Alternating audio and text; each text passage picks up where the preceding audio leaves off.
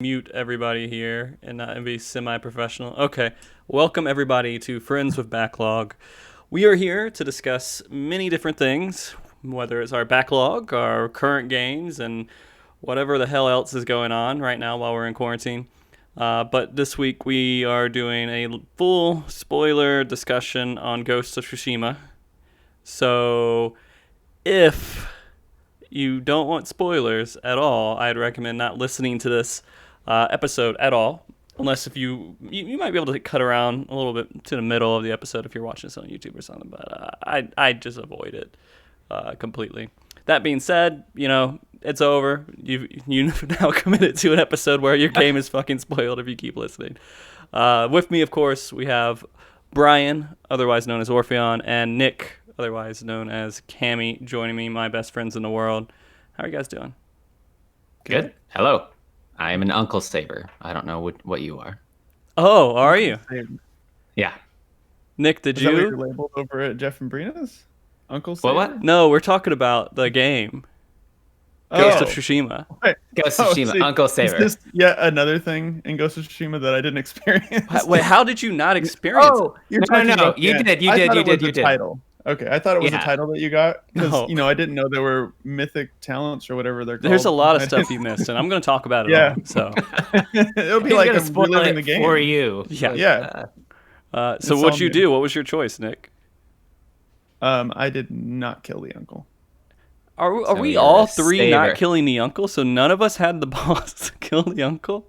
So I actually didn't do it for the same reason that Brian didn't, but I thought when I talked to him about it, I thought you described it a little bit better than I think I did. But... So go ahead. So at first I decided at that minute, right? Because it was like the only moment in the game that you got kind of an RPG element. Mm-hmm. And in that moment, I was like, the samurai code is absolutely bullshit and it's really stupid and I don't want to adhere to it. And so in that moment when you are faced with the choice, kill your uncle or not, and I'm like, but I'm killing him for the samurai code, that me saying no, I also don't want him to die because we're trying to prove how futile and stupid a lot of this is, how like rigid this intellectual system is. Mm-hmm. And I'm like, I'm not killing you. I'm not killing you to show you how stupid this is. And then I walked away with it. But then I also felt bad, which sounds weird, feel bad not killing my uncle. But I felt bad for not being like, I obviously loved my uncle and want to live by his wishes and do what he wants to do. So it wasn't like a perfect solution, but that was kind of how I walked. Literally, I took a long time sitting there. Like I give a choice, and I just. So Nick, is that pretty much the same reason you didn't? Yeah, I felt one, I just kind of felt bad doing it, but two, I thought that I thought killing him would have been too easy. Mm-hmm. I thought that would have been like what he wanted, and like Brian said, this kind of diverting from this whole samurai ethics that it doesn't always apply in every situation that you're in. And there's a lot of situations where you need to just do what you think is right regardless. And sometimes the samurai conflicts with that, at least in the game it did. And it was one of the few RPG kind of choice elements in it. Choices that actually had an effect afterwards, right? Yeah. You had choices. You always could pick a couple things, but they really didn't really do anything.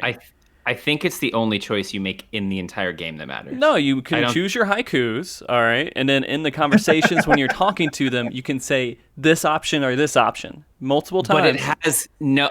Okay. It has a little bit dialogue effect, a little bit. It changes the reaction to the dialogue, but it changes nothing down the line. No, that's what I mean, yeah. So this was the only one that changes things, really. It's like saying, oh, you say a thing, and they're like, my favorite color is green. And the other time, like, my favorite color is blue. And you're like, it doesn't really matter. Right. Like, I was hoping it was going to change a lot more, because too. even like when you're talking to the girl the whole time, you have all these choices when you're talking to her. And I thought like, oh, I wonder, I didn't really treat her like a lover in any way, but there were some choices you could have made that maybe seemed like you were kind of attracted to her. Or you were going to like piss her off and make her your enemy. Yeah. You know? And I didn't know if you can go down those trees or not, but I guess you can't. No, it was just like, what would you feel right saying in this situation? So it kind of personalized it a little bit in the feeling, but that's about it. In Final Fantasy VII, like the original, didn't even have like a game that long ago. Weren't your choices in that game really important, depending on who you ended up with at the very end of the game? Oh, I thought you could end up with Tifa, I guess so. If you ride the roller coaster with Tifa or Barrett, or yeah, but that game did it. I mean, it wasn't really like huge, but I mean, yeah, there were things in it. I definitely didn't kill him, but I think my personality, like so just to let you know, I want everybody to know I did every single side mission. I went through all the story that there is in the game. Thank you. And I did all the freeing of the villages and farms and everything else. So I had my own reasons for it. There's a lot of stuff that actually, I'll talk about this a little bit later, in the story that I had like a little bit of a closer relation to in my own life, which was kind of weird, which is maybe why I liked it so much. But I was a little bitter, and I didn't kill him because I wanted to say fuck you, in a way, and that was kind of my reason for doing it. Is because he had that creepy kind of weird forced father-son relationship, which I hated so much. It bothered me. It bothered me so much that there was that creepy relationship, because I mean, I've had kind of similar things like that, and I was like, I don't feel comfortable here. Do we need to bring out our therapist pipe and sit down? Yeah, we can. And start talking about that. I kind of thought it was a cultural thing. I thought it was something culturally that I just, of that feudal time that I just wasn't familiar with now. And it felt to me a little more honest in the way that the family structure was a little more tight. It didn't feel as forced as whatever you're about to talk about in your life. Yeah, it felt really forced. Like, I picked up on a lot of subtle cues, because it would pan to his face, and he's like, okay, I'm going in with this conversation because I feel it would be awkward not to.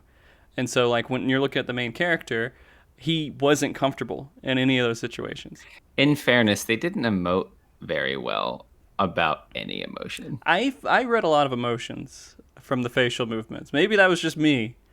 Because they were subtle. They were very subtle to me. They were just like little minor, like how they would react. I read some of that stuff. Yeah, it's true. I mean, they were subtle in that way where it's like, blink 1 if you're telling the truth. Right. Blink 2 for being fake. So, I mean, like, in those conversations where he was talking to him, he was saying, it's going to be like father and son. And you could just see him sit there. Like, instead of like, oh, that would be wonderful or great or yes, please, this is what I always wanted. He was just like, I don't want this. And I felt that tension like the entire game when he was going through those conversations with him. I thought that tension was coming from somewhere else, actually. I thought it was coming from his tension on, like, he was going down this other path that he knew that his uncle wouldn't approve of. So even though he was going to be joined with him and his uncle wanted that, he knew, like, he would have to reveal himself, or he would have to confront that part of himself in front of his uncle over and over again and try to live to his uncle's samurai code, which he was feeling less comfortable with. Well, he kept telling him constantly, I will stop. I will not do this anymore because I want to. Like, he would eventually feel forced into saying that.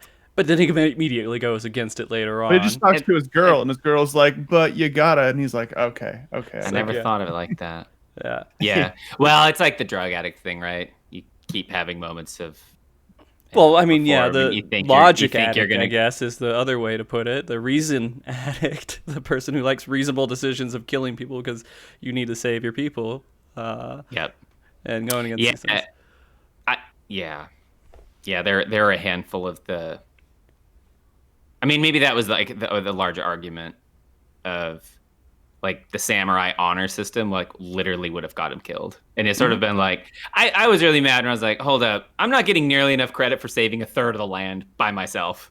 Like, and he gets rescued and you're like, I don't think I'm getting any credit for this. The people are giving you credit, but I mean, it gets you out. Like, And I know that they did it in a way because they had to force the narrative in a very specific way, and they wanted to create those divisions, but some of it felt kind of absurd considering, like, you know how many people I murdered for this land. Like, I deserve to be a legendary murderer. Yeah, for our people.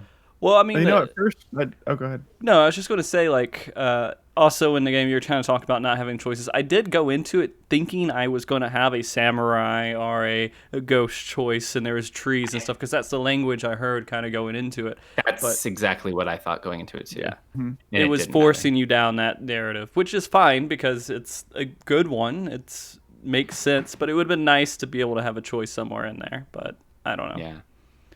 What were you going to say? Well, sorry. Like, at the beginning of the game, I think this has to do with me growing up and, like, watching all of these movies like Karate Kid and, like, I don't know, all these movies that talk about honor and virtue and truth and stuff.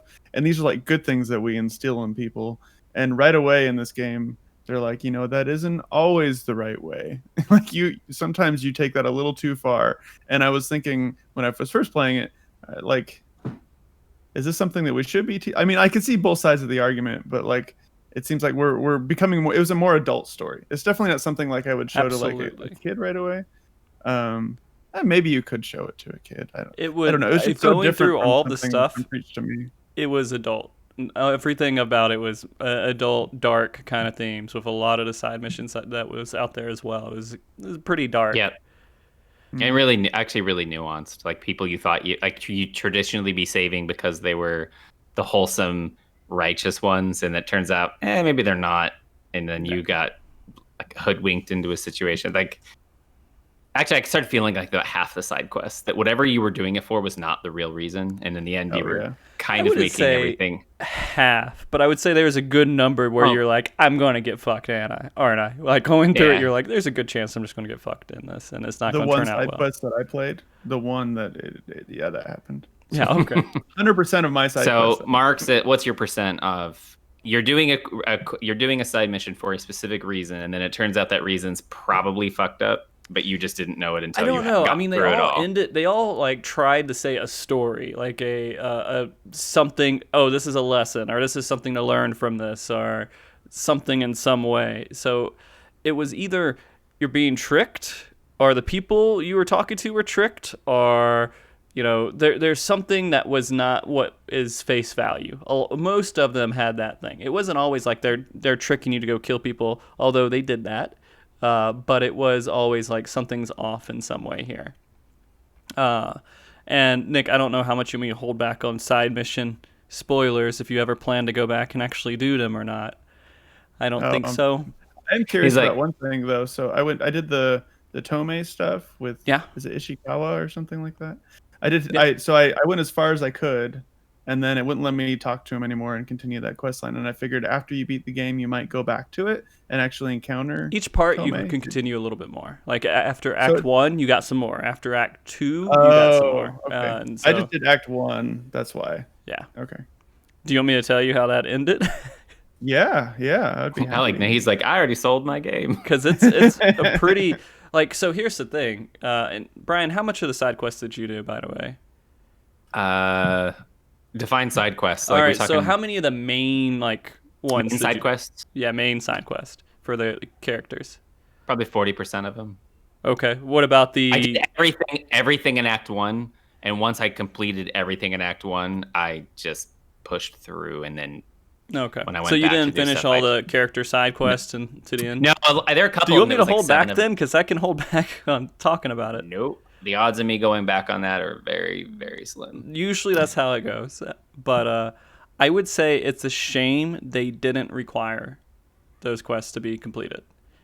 It really is, because I felt like, I don't know, Nick, you completely blasted through. Did you feel any connection to any of the characters that you were with at all that was helping you? For the most part, I did not. No. Yeah.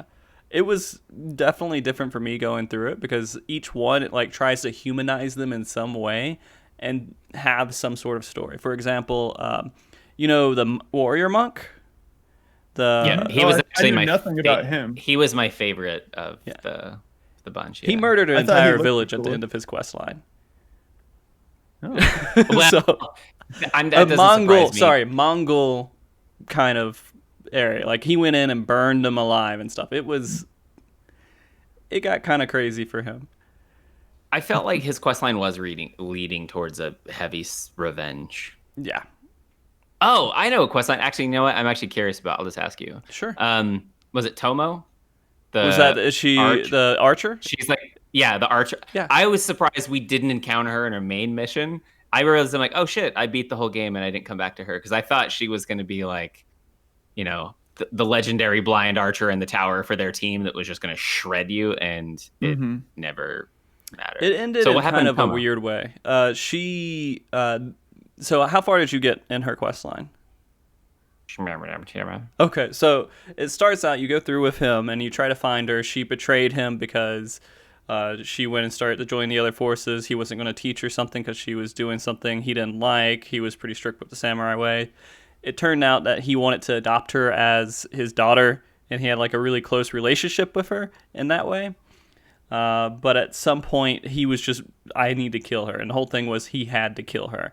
But at the end, you actually have a moment where she tricks you. She doesn't really trick you, but she tricks you to think she's someone else, and you have like a little personal side mission to go check traps and stuff, and you talk to her a bit, and it has this whole back and forth. Is she actually a horrible person, or was she forced into a situation where she couldn't survive, and all the horrible things she was doing was to keep herself alive, and she was only killing people they were going to kill anyways. Like, so it sounds like her storyline's a Luke Skywalker, Kylo Ren situation. No. Yeah, he was going to have to kill her because he sent something wrong, and he didn't, and then created a monster. Yeah. It's kind of a fucked up and stupid plot line for both.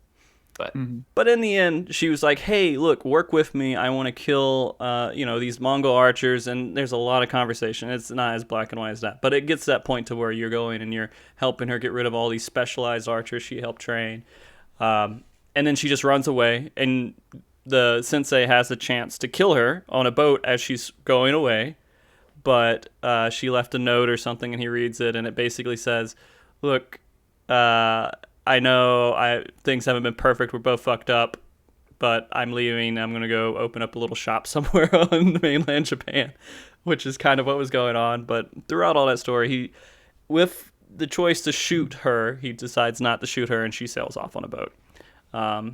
And you could have probably shot her too, but you know it's not your place to do it. If he says no, then what are you going to do? Mm-hmm. Yeah. But you get to learn a lot about how that guy throughout the story, and I'm not going to ever do justice to it, is more of is not perfect and is getting tricked and overwhelmed by this whole situation. He makes a whole bunch of mistakes because his feelings for her emotionally fucks him over with his logic and what he's doing. He doesn't love her in like a romantic way, but it's like a father-daughter kind of way. Yeah. Very like familial, parental kind of caring guardianship kind of thing. Yeah. I mean, that makes sense. Yeah. I mean, none of that. I think nothing you said is like surprising. No. So throughout learning about all these characters, by the way, and trying to do this bonding with them, it feels a little bit better, of course, going into the end. But they're kind of all on they say stuff in the main story quest where they're basically like, I'm on your side. Your uncle's fucking up. He's stupid, but I'm not going to say that. But yeah, you're probably right. And you'll see it in like little subtle things they say. I mean, they say it already in the main story, but it makes more sense, I guess. Their dialogue makes a lot more sense when you talk to them throughout the main story. Because I don't know if you know this, but while you're going through certain, like before major scenes, you can talk to all of your allies. It says optional talk to your allies. You remember that? No, I purposely went and found them all, which sometimes it was annoying to chat with them all because I was trying to keep tabs on my peeps. Yep. Just make sure they're good. And Yuna's story, who's the person who saved you at the beginning, her brother gets his head chopped off and everything else, and that's all in the main story. But her little side quest leads you into finding out that they were sold to like sex slavers and children, sex traffickers and stuff. Oh, wow. And so they had like this really fucked up childhood, and you help her go kill these sex traffickers, whatever. So that's pretty good because you get to see that kind of weak side. I don't know. I really liked it. I feel like the Kenji one, You remember the drunk guy, the sake guy? He had a little small. Every time he spoke, it was pretty annoying. Yeah. Yeah. I didn't even think you could do side quests with him. Yeah, he had a little bit of a side quest thing. Yeah. In the end, he's like humbled in some way, but it's not like it wasn't nearly as good as the other ones. And who was the other main character? Oh, it was the Masako, I think, the lady archer, the samurai. Right. Yeah. I could tell you what happened in her quest too if you want me to. You find out go for it. Might as well just kill it, right? Round them out. Go through them all. Yeah. Let's ruin everything. Yeah. She kills her sister's the one who ordered her family killed, and she faked her sister faked her death. Yeah. And it was because she married the person that Masako married the person her sister wanted to marry, and because she was pawned off to someone else, she was pawned off to an abusive drunk, and then hated her for the rest of her life because she was with an abusive drunk the entire time. And so she saw an opportunity to kill him, and so she killed him. So Masako's family, that is. She killed the whole family. Okay. Yeah, damn. Family. Wow. I don't know. Well, those sounds like a lot of go big or go home stories for sure. Nothing's And you learn other things. Like Masako was having an affair with like one of her servants or something, and so it like made her more imperfect, and she didn't kill one of the people conspiring to kill her because she loved her in some way. But there's little things. Oh, it sounds like the way you should play the game to get involved with all the characters and to have more meaning at the very end of the story. Absolutely. Is act by act, just play the main characters' side stories, and then that's it. And I think probably get I think you'd get the best experience if you went through all the main character stories, the ones with the face portraits on them. Otherwise, it's kind of, I feel like it would have been like way weaker of the end of the game for me. Although the end of the game was kind of interesting with how they decided to do the fight. They were like, well, we're going to do a real one-on-one duel, and then after that, it's just like a normal fight with other people coming in and helping him. Keeps breaking, and he turns into all these other people. You just keep cycling through the weapon types. Yeah. How did you guys mainly fight, by the way? I understand why the game was so hard for you, Nick. Not doing any of the extra stuff. Like, there's so much. Like, I got every single skill point and everything. So, like, I had everything unlocked. And if I didn't have access to all that stuff, I could see it being a lot harder for me. No, I was even stupid, too. I think I mentioned before. Like, even some of the talents I could have spent into make my fighting better, I put them in an exploration that I didn't use. Which you didn't even want to do. Right. No. You're like, that's how much fuck this. You know what's funny? You don't even need those at all, because once you clear all the camps in a zone, it opens everything for you. It just opens it. Yeah, I was wondering about that. Yeah. I mean, it doesn't tell you what everything is, but it shows you question marks and stuff, but all the map is unlocked. Oh. Yeah. Those are useless talents. Yeah, those are like the most useless talents. They're pretty useless, yeah. Yeah. Wow. I didn't do all the little Foxton things and all the little tiny little things like that, but I did go through and become the Ghost of Tsushima with all my skill points and everything, but there was something else. Oh, I was going to ask you guys, so fighting style-wise, I guess, Brian, you might be able to answer this better. Did you just parry mostly everything, and that was your main thing? Slightly. Okay, so is it Gosaki's armor? Is the armor you get after saving the best Armstead? And I essentially was, if you had a long sword, or not, if you used a spear, I parried the shit out of you. Otherwise, I just brute force crushed you. Mm-hmm. And it was just toggling styles, right? So it was almost exclusively toggling the style against shields. So shield, toggle against brutes, and you just toggle that and just absolutely crush everyone, and they were toast. And then a shield would come out, or not a shield, a spear, and then I would just parry a spear, and actually they became annoying because I just like wait, and I'm like, all right, you're gonna stab me. See, here's the thing too. You're gonna stab me. Come on, stab me. If you go through the whole skill tree for the spear, it just auto parries for you. When you're attacking, it will just parry for you. I think that was the one talent tree I didn't close out. I think I closed all of them out except that one. It just auto parries. It was It was really easy. I mean, honestly, compared to like all the other styles of games, I was like, and actually, right, compared to like Nick, you must have been pretty under. Yep, you were really. Yeah, as Really? you're talking about this, there's a couple of things I'm realizing I didn't do either. So the different stances, I don't remember really putting many talents into those at all. I put all of my talents into like the roll and like parry stuff, and I didn't really do that, so it didn't really help a lot. I don't think I really upgraded much gear. Like I think I upgraded my sword once. I think I upgraded like my armor maybe once, and I wore armor that I liked because I thought it looked cool. I didn't wear armor that was practical because I didn't know it really mattered. I didn't really read into it. It mattered, I was basically a just lot. like I was like naked for the most part, just fighting with a stick.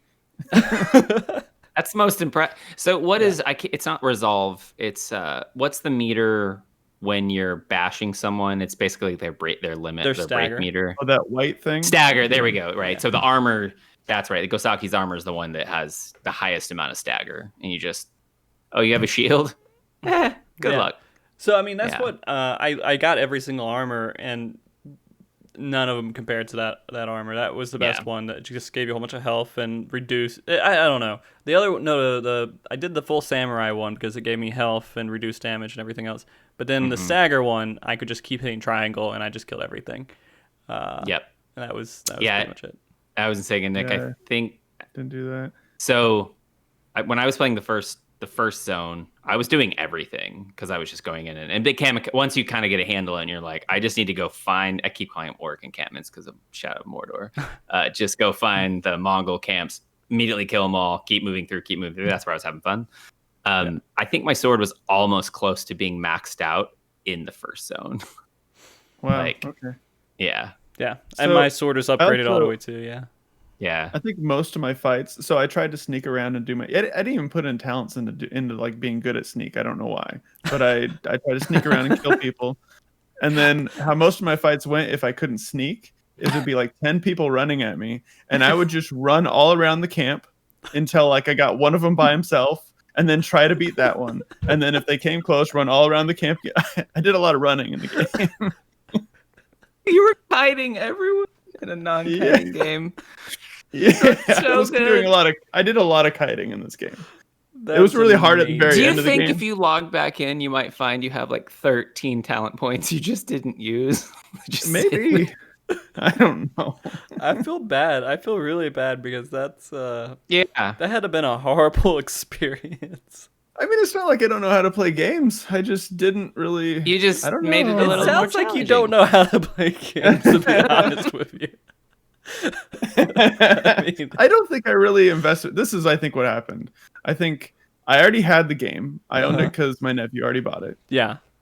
And you needed assistance and motivation to play, or at least we wanted to play it with you. Yeah. So I was like, I'm just gonna do it, and I just started doing the story, and I stopped. I kind of got blinders on for everything that wasn't the main story, upgrading. Apparently fighting, everything. Just wanted to go through the story. Okay. Just so it wouldn't be like a week or two and I still hadn't completed it. How long did it take you to beat the game? I did it mostly in like 2 or 3 days. Like most of it. Are you playing 8 hours a day? Are you playing 3 hours a day? I don't really know. So you mentioned that you can't really easily tell that with PlayStation all the time, right? Probably not unless the game counts it internally. Yeah, I would guess 15 to 20 hours.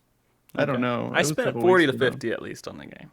If I had to just rough ballpark estimate, I spent about 40 to 50 on it. Yeah. I had to have been 16 to 20s when I was, because actually I remember thinking the game was going to take me 25. By the time I beat it, I was like, oh, this was much faster. Because I beat it in almost like 2 sittings as well. Yeah. But I mean, like I don't know. There was a lot of stuff that it felt enjoyable and peaceful to just go around and do stuff and do these little kind of fetch quest things. Although fetch quest is kind of a weird thing to say because it's more like just kill quest. So it's like you're killing people. You're not like going and collecting stuff. You're just going and killing people. Yeah. That's it. That's all you're really doing the entire time. But I mean, they all have their own little story. Like, I don't know how much the main story went into your your own little estate's caretaker. Like how far into her story did it take you on the main story? Was it just do you create a poison, right? And that's about it. That's it. She gives you, like, if you keep doing her story, she gives you access to another poison which confuses enemies and makes them kill each other. So I did all that thinking I was doing main storyline stuff. Oh, really? And then I finished it. And I was like, So I got all those, but I wasn't happy about it. You weren't happy about it? I liked it. I was tricked. Yeah. I thought I was doing a main story.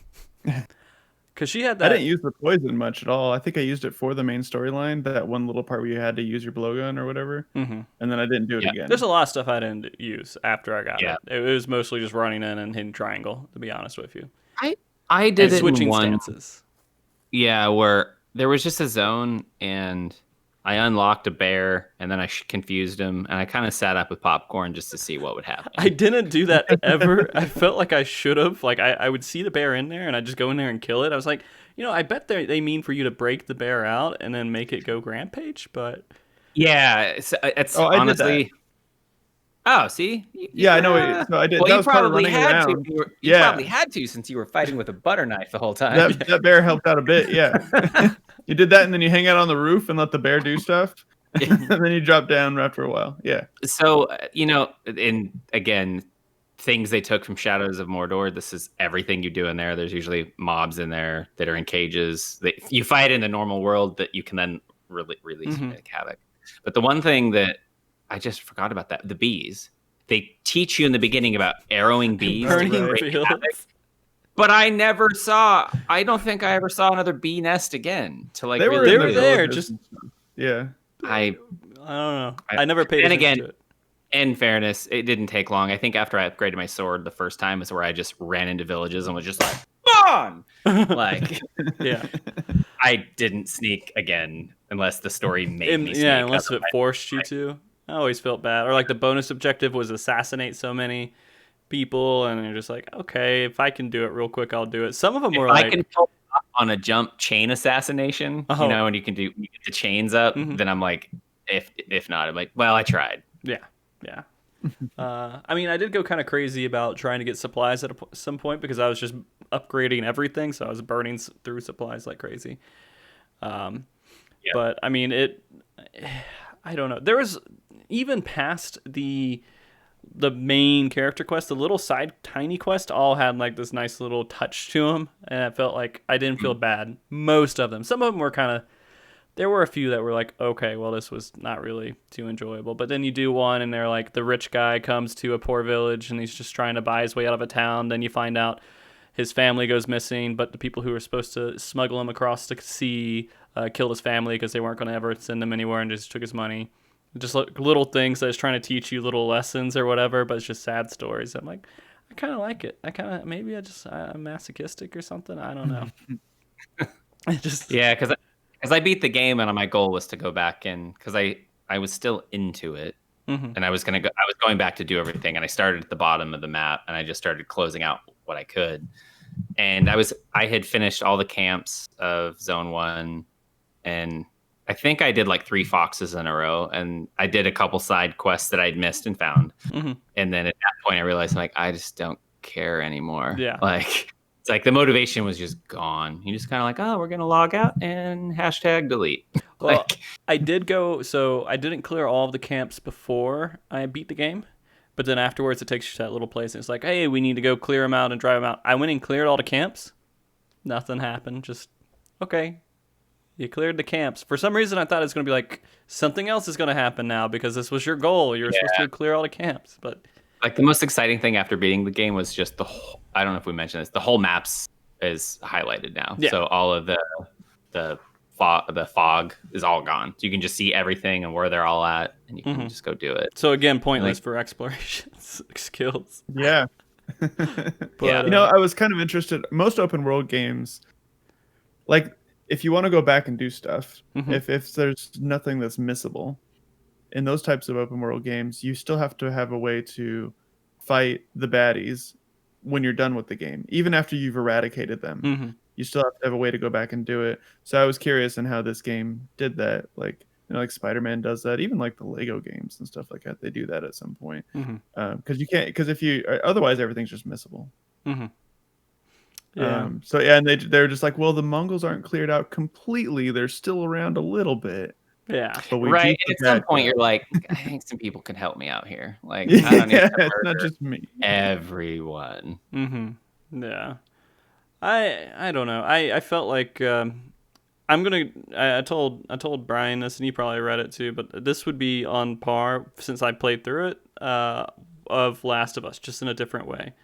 Like I really, really enjoyed the game, and I think it's because I'm one of those people who cringe at like these weird love story type, like forced kind of angsty things every once in a while. But this game didn't feel like it had that. It just felt more adult in a way where it didn't force these little relationship things and everything else in there. You just kind of go through it. I want to save the land. Okay, that's what I'm going to do. I'm going to go save my home island or whatever. And you try to treat things like an adult. It's not like weird. I don't know how to explain it. You probably understand what I'm saying though. Right? Well, they could have took some easy outs, but they didn't. Like they could have took like honor is the one true thing. We're just going to make a story about saving your uncle and then killing the Mongols and you're done. But they made the story a little bit more complex than that. Yeah. And they could have just had a cheesy love story, but they chose not to do that as well. So there were definitely times where it was very predictable, but I think they also took a few different choices than they could have that weren't like stereotypical. This is the bad guys versus good guys story, and we're just going to resolve it. I do feel like it feels a lot like that going through just the main story and not doing any of the side quests though, because you're just doing the main, like, I need to kill the main bad guy, and then at the end they're like, oh, it's one twist and that's it. So I don't know. I would have felt that way, but there was a lot of confliction between you and your uncle even in the main storyline that drove a lot of that. Yeah. So I thought that the game still had a decent story. But I didn't feel like it compelled me enough after I was finished with it. Yeah. They are doing a DLC for it. Yeah. Tell me how it is. It's I will. It's actually like a co-op thing too. Like you can play with other people. It's supposed to you go do mythical things in the game instead of like against Mongols and stuff. You're going to fight mythical monsters or something. I don't know. Oh man, yeah, but I want to do that. That'll be like at the beginning of next year or something. I don't know. I'd want to do. So, I mean, I think in my reflection, especially comparing it to a lot of other, Souls-like games, but just games in general, I really miss bosses, like actual bosses that even like the end game. Well, I complained about this last time, but like even the end game boss just felt like an amalgamation of the 4 types you fight. There was nothing honestly felt very special about it, as opposed to in all of those other games, when you get to a boss or you get to something, there's something really meaningful about a unique character design and a character attack system that you then have to like puzzle out and figure out. And it adds more depth. That's actually what I think in the end why this game doesn't stick with me as well. All the mobs, because everything becomes essentially 4 types, and then of the 4 types they become color variations, like it's a Nintendo game. Well, like I think there are 6 types, but yeah, 4. Right, okay, let's give him 8. We'll just give him. Well, there's some birds in there too, maybe 9. You had bears. You got poor. Oh, he got upset at you again. Got upset again. Always throwing a fit, Brian Fit Thrower. About 40 minutes in. Yeah. I don't know what it is. Every single time that you disconnect, it happened the last time we talked. It was always at a point where like you would have just rage quit. Like if it wasn't you, if it was a person who was like just a complete asshole, would connect at that point. Just be like, I'm not talking to you guys anymore. It just like fits perfectly with that. Yeah. All right, so let me see 740. Yeah. Yeah, and I feel like that's one of the things that I would have really liked, and I understand why they didn't, because of how much more work it would have to be. But I wish there were more unique Mongols that made it this really dynamic system of feeling like they were just not like eight different mobs. I mean, although and that's the thing towards the end, the whole game, the last 60% of the game felt hyper repetitive. Like the only thing I legitimately started finding fresh and interesting was like, oh my god, we're in snow. Look at this new scenery. Snow was I really became good, like a though. scenery buff, and I was like, it's gorgeous, and I loved it. And I love looking at like the fight with the pagodas on the ice lake was like awesome, and that stuff. You're like, it's just gorgeous, but unfortunately, that stuff doesn't stay with you as long as a lot of other design does. I will say there are some things game design wise, just little things that just didn't work out as well. And like you said, not having like real bosses or anything. The stories, while I enjoyed them, I understand how some of them could have been made better and less dry and predictable in some ways. But I don't. All those things seem to like not be as important than all the wonderful things I thought about the game afterwards. And so I'm trying to do this as well, because I do this a lot too when I start talking about things and discussing things. So I immediately drop to the things that like, oh man, this sucked, or oh, I hated this, and I feel like so bad because I love the game, but I'm saying all these things. You're like, I gave it an A-, but you talked for 2 hours how you didn't like it, and you're like, well, yeah, but I loved it. Yeah. And so I don't want to complain about it constantly, but I mean, there were little things in there. I mean, the fox dens were nice, but just there were too many. I thought there were way too many. Yeah. I did 2 of them. Like they were worried. Could you? It's like maybe they're worried. Like if like only Nick were gonna play this, where it's like maybe he'll miss them. We need to make sure there's enough that he's gonna do some of them. Yeah. I did it when I ran across them. I was like, I'm not going to come back. I just want to do it now and just get out of the way. But I mean, like, I think the purpose of those fox dens, of course, were to make you go look around a little bit and see a little bit more, of just kind of push you out and, see scenery and walk through scenery. And that's really and it's such a more organic, like, right? The close thing of like Breath of the Wild, you kind of get like the blinkers. So you hear like the ding, and there's something about it it's not as satisfying as like seeing the fox. It was so satisfying to follow them and then lead you to an important point. I mean, halfway through the game, I was just like, you see a fox, and you're like, have fun, buddy. Yeah, there was a couple points I was like, the bird, and you're like, marry on your way. Thanks for the fast travel point, and just keep going, because it counts as fast travel if you don't do it. May the sky be with you. It's like, I'm out. Then they had the one thing where they're the jumping puzzles. I didn't do like any of them because they were just too time consuming. I did a couple of them, but the shrines were all like little mini jumping puzzle things. All jumping puzzles, yeah. Then they had the honor things that were just kind of like you just get some cosmetic gear or something on there. I was like, if I'm there, I'll click on it, because that's all I could do is click on it. And I'm trying to think of what else. There's one other objective thing wasn't there. The haikus. The haikus. I did some of those, but I didn't. I did like 5 or 6 of them. Yeah, it was just different bandana, like the headbands, and that was it. Yep. That was probably my favorite parts of the game ish. Really? I like choosing what my haiku was gonna be.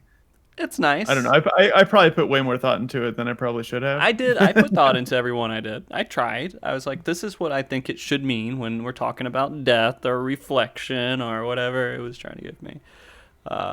And then there's the hot tubs. The hot springs. Hot tub. Do you jump in them and just get a little bit more health? Of course, I just click on those because it took a second to. And they had to show.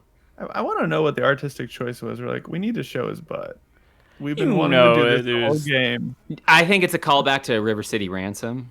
Oh, okay. Okay. Yeah, if you're not familiar with it, just Google River City Ransom butt. Okay. You'll see. They showed it was a nice butt in a Nintendo game. It was a very I was gonna this say, old towel. Yeah. He's shaking it. Yeah. It was the only thing in the game that was even remotely sexualized. Nothing else was even like. Hold up. No. You were looking at a naked butt. You are now sexualizing it, because nothing about that is actually sexual. Naked person? It has any kind of sexual context to it at all? Not necessarily, no. No? It goes to show you your Protestant upbringing, my friend. I guess so. I don't know. When you see something that's naked, you assume there's some kind of like, why would they put this in the game, right? Like you were saying, Nick. What was the choice for doing that? Well, go on. Oh, go on, Nick. I was just saying, I take it from movies, right? So like, I know when I was growing up, if you see like a guy's butt in a movie, you're like, oh, they're doing something there. And then if you see a guy's dong in a movie, oh my god, Right. what are they? Well, you It's see like a dong, it's getting NC-17. serious. And you know, when people see it, they're gonna be like, "Ooh!" Right? They're gonna have that kind of like Yeah. response on the internet, and like they're gonna talk about it. It's not like, oh, I see a butt now. I consider it might be a part of a sexual conversation. That's my own fault. No, that's the internet and the world and the audience they're selling it to. Come on. No, But I agree someone- with Brian in the fact that it doesn't have to Yeah, be something sexual. just because you were getting a hard on watching him get in there doesn't mean it was sexual. You're like, hey, I just watched her put on shoes and you got aroused doesn't mean she's doing anything sexual. Okay, My friend. that's fair. If you That's talk fair. to like, I bet you if you talk to a lot of parents out there, they would probably agree. Like, yeah, seeing someone naked really isn't a big deal anymore. It's not, right? We're all adults, but in a way, right? You decide I'm going to show a well-formed, A butt. naked, animated butt. I like that you're adding all these extra descriptions, Mark. I think you were very aroused. Oh, What? am I wrong in saying that? Is that not true? I thought it too. Actually. Okay, I was okay. like, I'm very well fit. Yeah. All right. So, and then, okay, to come back to the non-sexualization thing, I think, and we have slight experience with it, but the nature of Japanese bathhouses like that, you typically all bathed nude. That's just Oh yeah, desexualized. that's true. Males, female, yeah. But this is an So- American game, and it Yeah, was made but by it's an like- American company. An American game that is trying to be 100% Japanese. Yes, absolutely. It is true. I mean, it's Yeah. just like Avatar, right? The Airbender. So that's like an American-made cartoon that's trying really hard to be an anime, and it does it really well. Yeah. Yeah. But I respect your sexual arousal from those scenes. I'm surprised you didn't visit him more.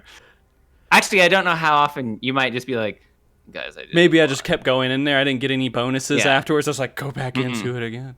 No. You're like, oh, I have 90% health. Should go get full. But what I mean is, like, you know, you have they didn't like show revealing outfits for the characters. They didn't go out there and try to sexualize any of the characters or anything else, really. Besides one naked butt is like the most you could really pull from it, right? No, there was more nudity in Last of Us. Ironically. Absolutely, yeah. So did Abby get naked in Last of Us?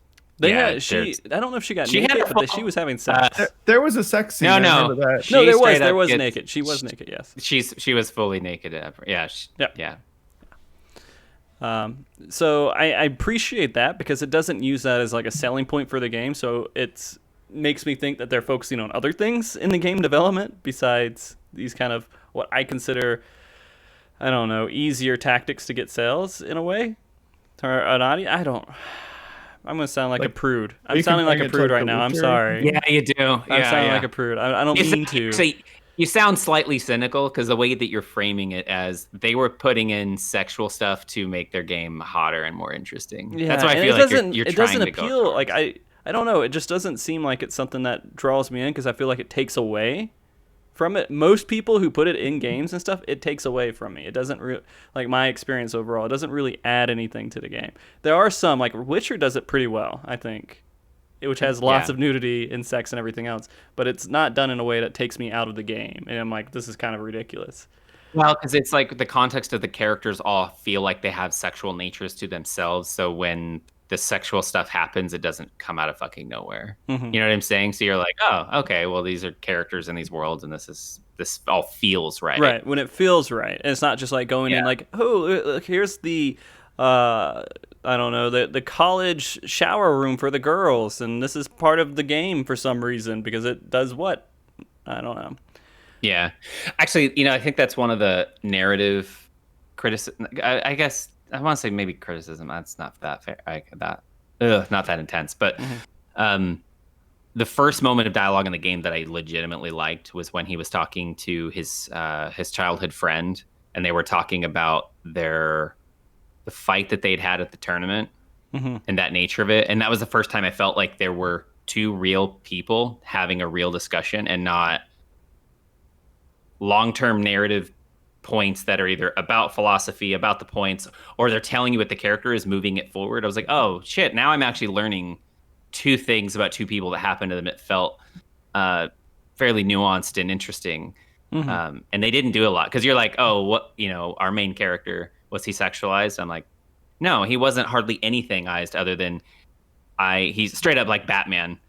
Parents died early, was my fault. I didn't do anything, and now my whole life is defined by that, and that's it.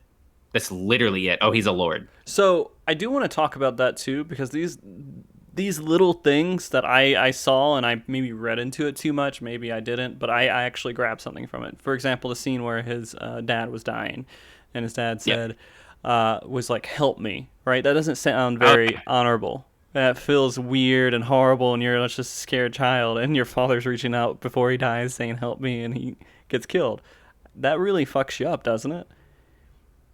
Yes. Yeah. So, yeah. Absolutely. Yeah. No. I think you should come out fine. Okay. No. No. So I mean, them showing that scene was kind of easy parenting. To read, that he was like, something's weird. It kind of said his dad didn't have full honor in a way, like he did have that weak sense or something at the very end. I don't know. There's just I did not interpret that one bit. The way I interpreted it was someone like him was calling out for help. So you've got father figure who I love, and then someone calling you for help. So let's, the two main points.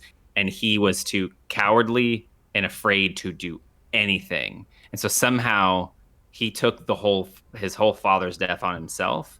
Because by him saying, like, his dad was initiating, hey, I need you. And he... Oh. Well, there you go. That was my fault. Okay. And that he just, like, sort of... he was asked to step up to the plate, and he couldn't. And all of his own internal problems. So I felt like that was what defined him. Because, right, they try to show him as a kid who's incredibly fearful. Probably someone more like actually a poet, right? Not really a warrior, doesn't want to be a fighter. And his whole system forces him into it, and that he blamed himself for his dad. It's the same, the Batman thing. Batman didn't kill his parents, but he always felt like he did. Yeah. But I mean, like, they didn't have to add in that help me part to it. I don't know. That help me part was just like, I feel like it gave it more than just like, oh, I didn't save my dad. It gave him more context to like the whole samurai thing and the honor thing and everything else. Because that's kind of... A samurai wouldn't say that when he's dying, right? It's funny. I wasn't even interpreting that scene as like samurai says this, samurai does that. I interpreted it as, I kept thinking it was weird. Like, why do you feel so damn bad that you didn't save your dad? You were a little kid. You couldn't do anything. And there's that level of guilt. But then also having the dad say, help me. I remember feeling like, oh God, that's gonna hit the soul even more now. Right. Like, that's gonna make you feel even worse. Then it wasn't even what actually happened.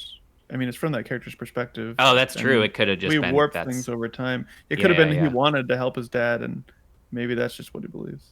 Nah. They didn't give any hints that could be the scenario, but you're right, it could be, if we wanted to add that in there. That's true. But I agree with you, Mark. I think if they're really trying to push that dialogue, I can see what you're saying fits. Well, I mean, if you go through the caretaker's story as well, she mentioned some stuff like how his dad felt different than his uncle, like in the whole honor thing, and they didn't always agree, and he sometimes felt that his uncle was too strict. So there was some dialogue in there that said that your father wasn't like this hard, strict samurai or something else. And I mean, his armor, when you get it, it doesn't. It seems kind of, I guess, has the stealthy janky kind of look to it. Ninja, maybe. Oh, yeah. Yeah. So, I don't know. I read into everything. Maybe I just overread it. Maybe that's what it was. But then again, who cares? It's, what I got from it, and I'm happy. So I think you just enjoyed it way more than us, which I like. Yeah, I think I probably more than a lot of people. A lot of people didn't like the game as much as I thought they would. I think like the Metacritic rating of it's like stupid high. Is it? Like crazy high, yeah. I keep hearing a lot of people saying stuff about dry story and everything else, but I think the way it was told seems dry, but there's elements in it that it just wasn't as dry as a lot of people were thinking it was. They just Yeah, So I think they that weren't if we're gonna crazy try to like me put who our- read into everything. if we're gonna try to put our finger on the pulse, I think that a really good one is games done quick, because I think that that crowd is pretty good on like what the gamer populace thinks is cool at the time. What's popular And and what makes them all happy, and haikus yeah, absolutely dig. and the haikus were, and we saw the time before honk was a big thing because Untitled Goose like rocked their world. Yeah. And so I think that even if like it's getting bad reviews, I think that Ghost of Tsushima is probably really really well liked. Yeah. So now, this would probably is a more fair reaction with certain games where, like, if you look at the Metacritic's user score for Last of Us, you can tell people fucking absolutely botted the shit out of that. It's like the game hasn't come out, but it's got 45,000 negative reviews, and you're like, it's like not even possible. So Ghost of Tsushima, which hasn't faced any kind of, the closest controversy, right, is elements of cultural appropriation. People were afraid of it, but even turns out the other side of that was like, we love this game and sad that we didn't make it. Yeah. Anyway, so essentially 15,000 positive, 500 mixed, and 600 negative. So 9.2. That's like incredibly overwhelmingly positive. Okay. That's because so, I mean it now the critical score is an 82, which is probably where I would expect it to be. Where this isn't. I mean, there's elements of it that are incredible, but I don't think this is not a universal masterpiece. You know, it's not like Breath of the Wild came out and you're just kind of trying to find. There's reviews people who to don't say, like Breath of the Wild. I mean, there's they a all good got handful of thrown into- people out there who don't like it. Exactly, handful. Yeah, out a of handful. millions. And there's a handful that doesn't like Ghost, a handful that doesn't like Last of Us. You know. So I was gonna ask you, how do you think this compares to other open world games like Breath of the Wild? At first, so the pacing for sure of this game was, I think, kind of stupid. They put way too much open world stuff in the first act, and they probably should have squeezed that a little bit more into the second and the third act. Like I think they overwhelmed people with how much there was to do at the beginning with open world, and I felt it could have been paced a little bit better. But open world overall, I mean, it was fine. There was nothing too crazy or special. Going to all the different areas. Can you hear that squeaky toy at all? Oh, yeah. I can. Can you? Does it overwhelm what I'm saying? No, not like last week's magic toy. All right. Well, like basically, I think open world overall, it wasn't like a masterpiece in that, but it was good. It was high marks for me, but I wouldn't say it was like the best I've ever played open world wise. Again, like they only had a handful of different things you could do, and the fox dens and all that stuff really got repetitive and old pretty quick. The quests, though, I felt were good, so I was happy to go do them. I mean, did you guys? I want to ask you, Nick, but then you didn't do any of the open world stuff. You just Yeah, I'm probably not a good person to ask about that. I just didn't take advantage of the open world concept. I just wanted to blow through it. Yeah, and I'm glad you did. I'm glad you at least played it so we could talk about it. Because I feel like if you didn't play it, I wouldn't feel as comfortable going into a full discussion like we're doing now. So I'm happy you guys did it for me. It means a lot. No, I'm glad I played it. I mean, I liked it. I just didn't love it. Yeah, I gotcha. It's fine. It's fine. People have wrong opinions all the time. So, by the way, Cheryl's downstairs playing Ghost of Tsushima right now. She's starting on her first playthrough right now. Like, Wow. So she just started like 20 minutes ago? Yeah. I kind of figured she would just be watching you play and not really need to. She at some point stopped and she said that she wanted to play it herself, and I asked her if she Was could it hear me. near- And she said she couldn't. So Was it the bath scenes? the bath scenes, yeah, that was it. That's why. Yeah, she is wants that what to- like yeah. she's like, I think I might come to play this on my own. I think I need to explore this backside for my own enjoyment. But yeah, no, I think they could have done a handful of things different that would have made it better and more closer to a masterpiece. Because I mean, the things that they did well, they did really well. Yeah.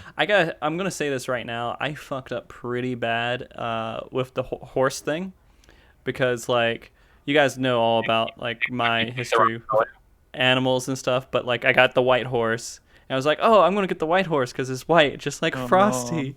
No. And then I fucking get to Act 3. And I'm like, you motherfuckers. I was so mad. I was so mad. I wanted to kill all of them. It was rough. That was the saddest part of the game to me, actually. It was pretty bad. For sure. I'm trying to think. I have another friend who's playing this. And it's basically I got a text like 3 days ago, and it's like the horse. I was like, oh god. Yeah.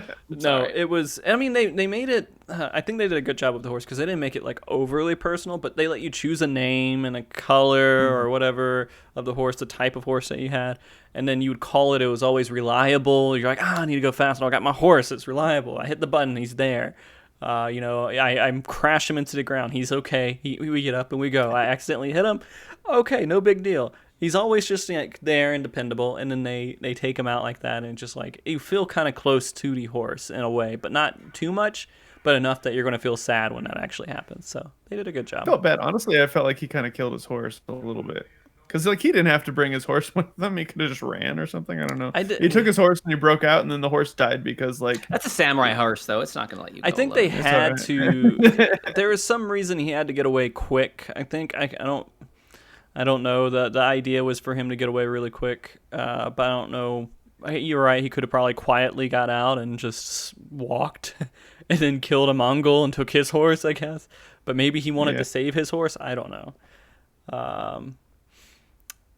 They didn't really go into that too well, I guess. But then they're like, oh, well, these horses are going to have to do for now. And then you just pick a random horse and run with it. And eventually they're like, pick between these 3 other horses. And you're like...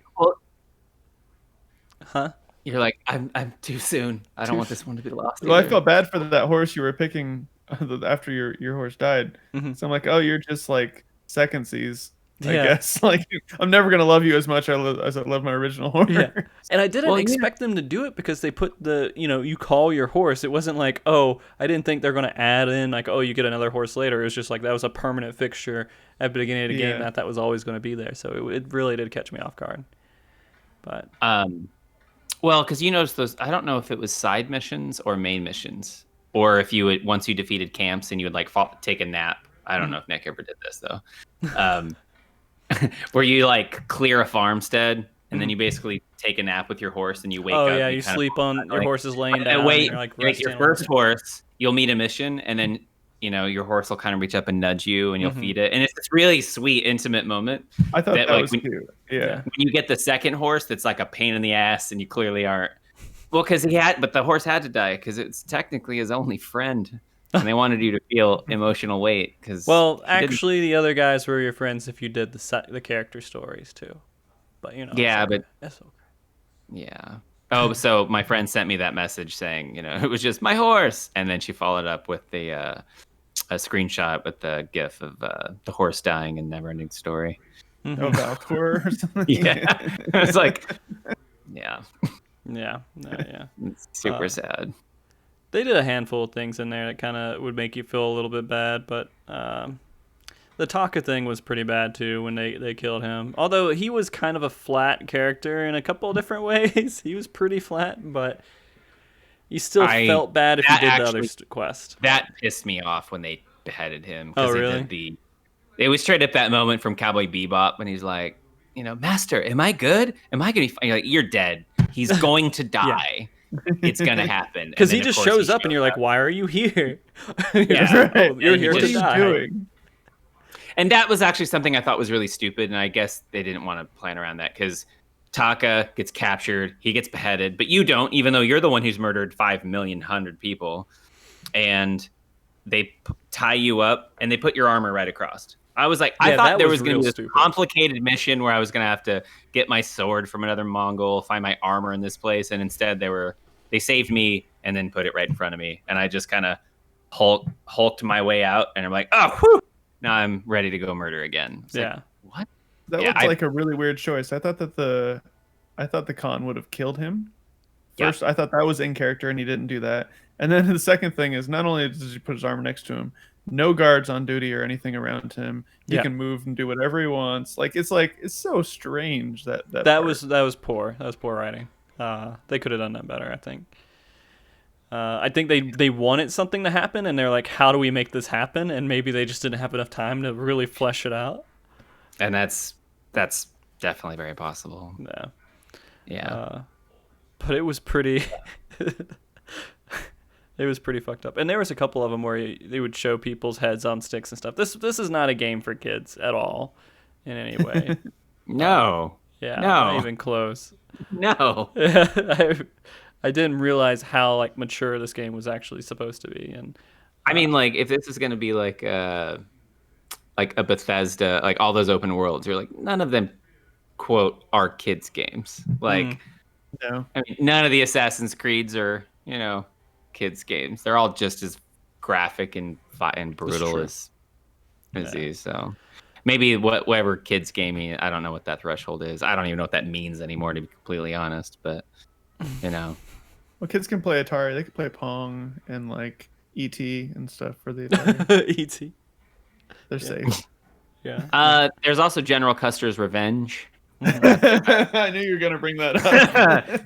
That's you kids at home, if you don't know what it is, you should Google it and then go to YouTube and check out a video of it. It's a very interesting Atari game. So I don't know if there's too much more to really talk about with Ghost. I mean, there's a lot of stuff I could really go into, but they did give you. I don't know if you got this, Brian. The armor at the very Act 3, the Mongol armor, the Mongol commander armor. You had to go like free 4 villages and get the pieces, and then you get basically Mongol armor. No, I didn't. Basically, it makes it to where they can't really detect you when you walk into their. Oh, okay. So basically, you could go in there and just, if they see you, just walk away, and they're like, "Oh, okay," and you could just easily sneak up and kill everyone. So if you can wear normal armor and they see you, can you run around the building and then immediately switch it and walk out? You're like, I'm just pretending, Absolutely. and they're like, "Oh, Steve, didn't recognize you," and then they walk back. Is that basically what happens? Yeah. You could. That was also a kind of goofy thing. That's is how pretty easy funny. you could just switch armor, like in the middle of fighting someone. Oh, I just want to switch my armor, and you just switch it. Except duels. Not duels. Duels would be right everywhere you could swap. You'd be like, I just took a lot of. Oh, I'm wearing traveler gear. I'm never doing that again. Yeah. Except duels, because I had that a couple times. Like I had a duel that was harder than I thought, and I beat it. In the end, I was like, oh, I'm wearing the wrong armor. That's why I was getting. I did go into a duel and not realize I was doing this with no resolve and like a little tiny bit of health, and like I just got killed a whole bunch of times. And I found out what happens when that happens is they start giving you resolve, and eventually they're like, if you want to quit, it's okay. We can go before this started. We can take. I had that happen every single major like boss fight I had. They brought up a window. Do you want to quit this and try later, or do you want to go into easy mode? Maybe that'll help you. And I was like, no, I could do this. I'm not going to do easy. You should have done easy mode. Honestly, I'm going to defeat everyone with my fishing pole.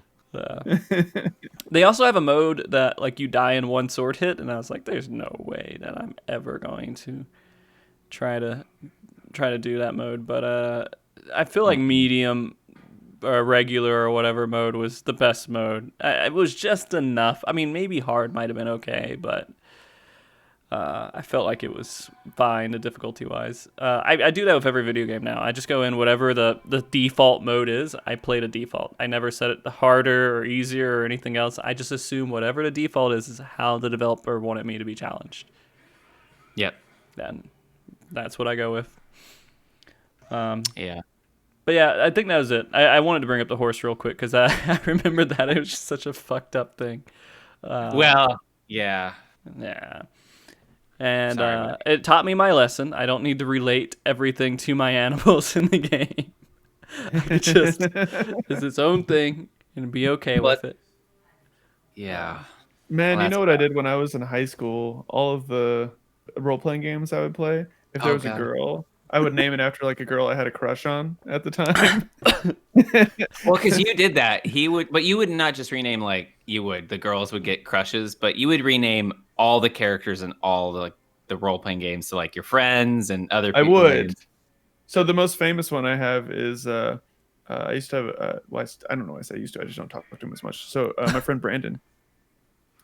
we both played Final Fantasy 9 together. We were really excited. We got it when it just came out, Uh-huh. and I was reading the booklet, and for some reason I thought like just you can be whoever, just like the other Final Fantasy games, and I Okay. didn't realize that your main character was, I forget the actual guy's name, but it was like the guy with the tail, Yes. and like he's in most of your main story. I didn't identify with that character when I was reading through the booklet before I started the game. I wanted to be the Black Mage, so I named the Black Mage Nick, and I named the main guy Brandon. And so Brandon, he was the main guy the whole time, and so he got me a little statue that has like #1 Final Fantasy 9 player, and it has that guy with the tail with his name on it. So I can't remember his name either, but I feel horrible for not doing it. So give me a second. Final Fantasy 9 characters. I want to say it starts with an X or something. It's Zidane. Zidane. I don't know why I Zidane, forgot Zidane's yeah. name, but yeah. Yeah, I tried to play through that again within the last like 2 years. Mhm. I think I mentioned that before. That game platinum trophy is the most ridiculous. If you ever want to look up like hard platinum trophies to get in PlayStation, that has to be like one of the hardest. Okay. Well, 'cause I isn't tried it to like- play through it too recently, but every time I get into an old Final Fantasy now, I get to a point to where something else distracts me and I never go back.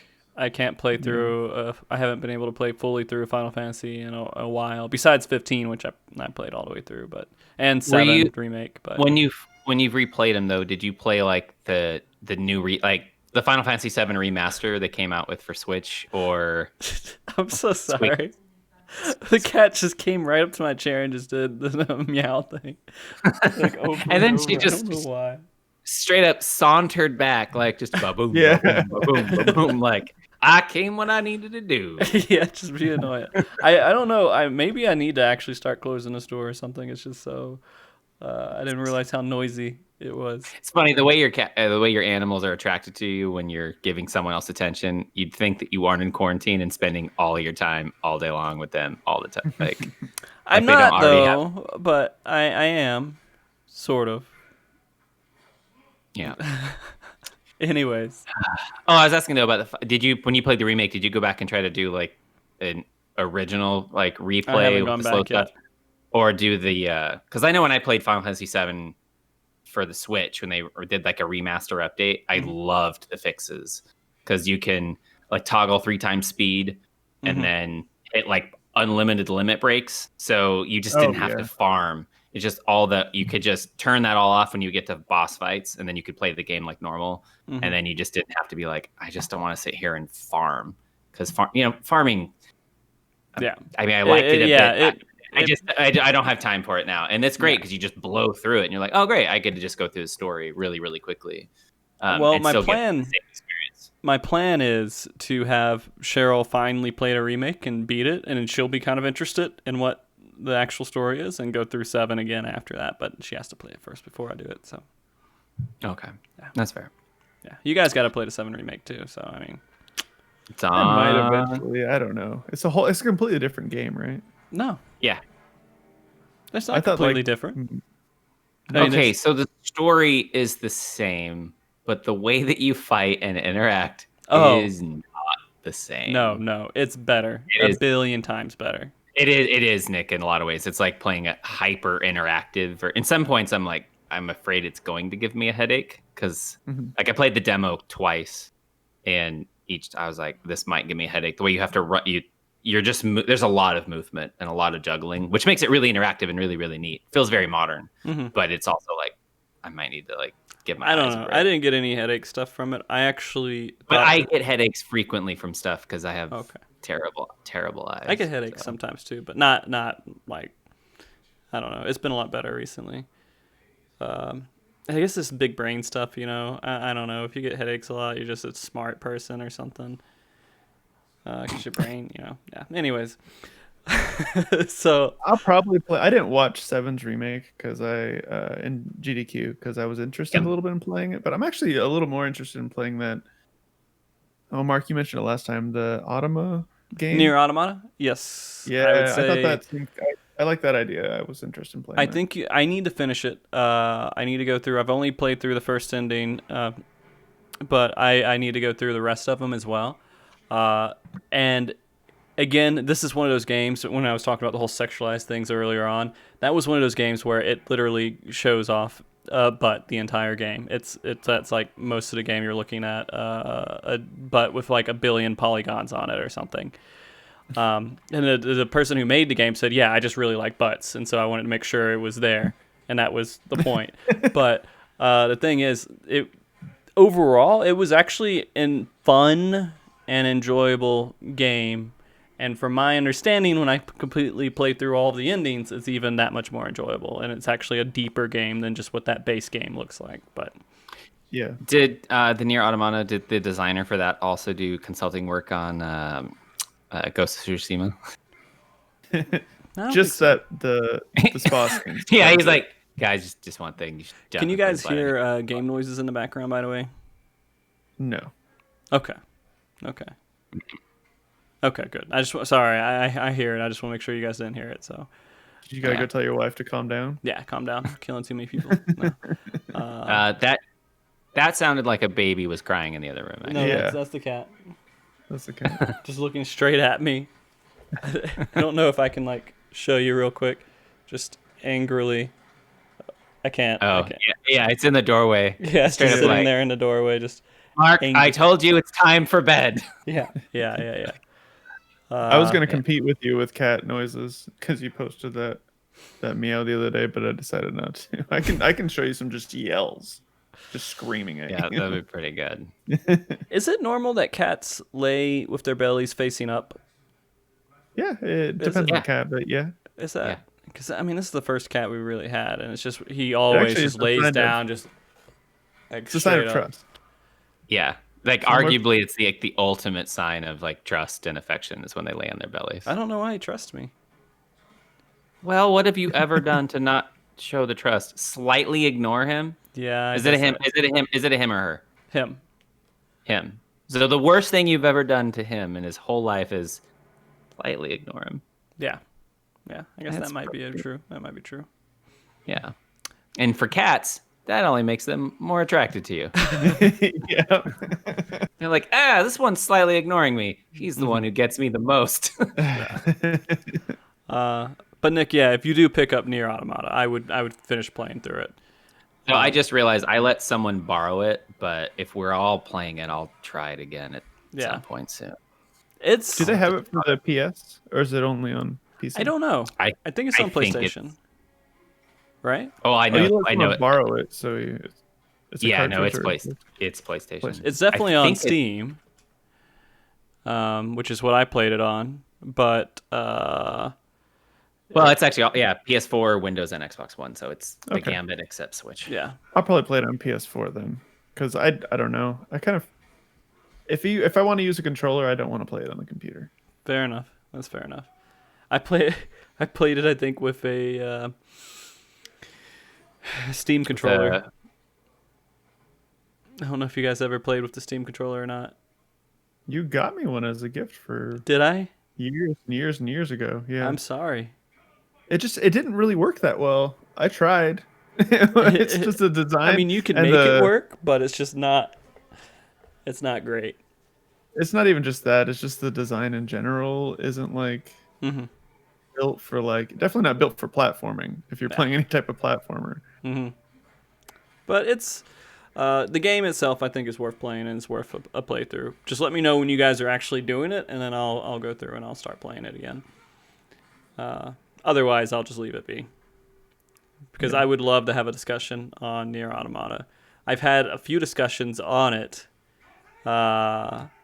already, because there's stuff in Final Fantasy XIV that they're doing, integrating Nier Automata into it a little bit. So I've had to talk about it a little bit.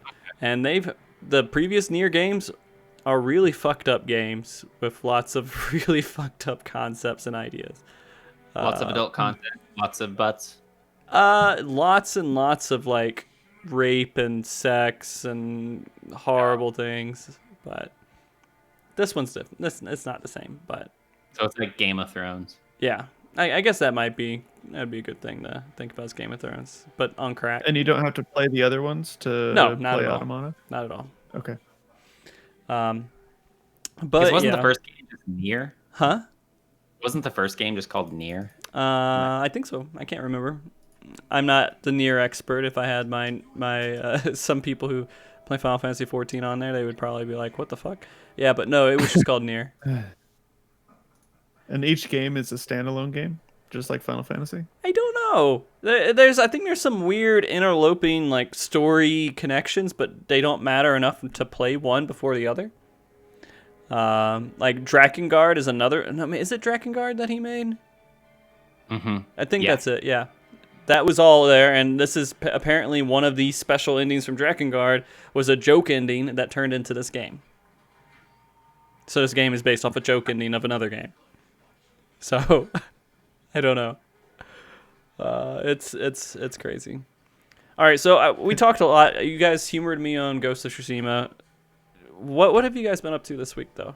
Nick, you said you were playing some game that I didn't think existed. You played one game that I was like, not real. It's like that game where you're like, all right, I'm gonna name 5 TV shows since there's so many new TV shows, and 4 of them are real, one's not. That's kind of what I felt the game we were playing. It's like that's not real. I just found it on a list because I've been dying to play kind of like a puzzle adventure 3D environment game. And so it's a lot like Myst. Actually, the game kind of goes down some. It has some interesting concepts with it. Overall, I think the puzzling in that game is decent, but it has some aspects of like modern day. Like mobile gaming, like there are some pipe solving puzzles, where you got to get the water moving through the pipe. Hold on 1 second. Sorry, I'm gonna close the door.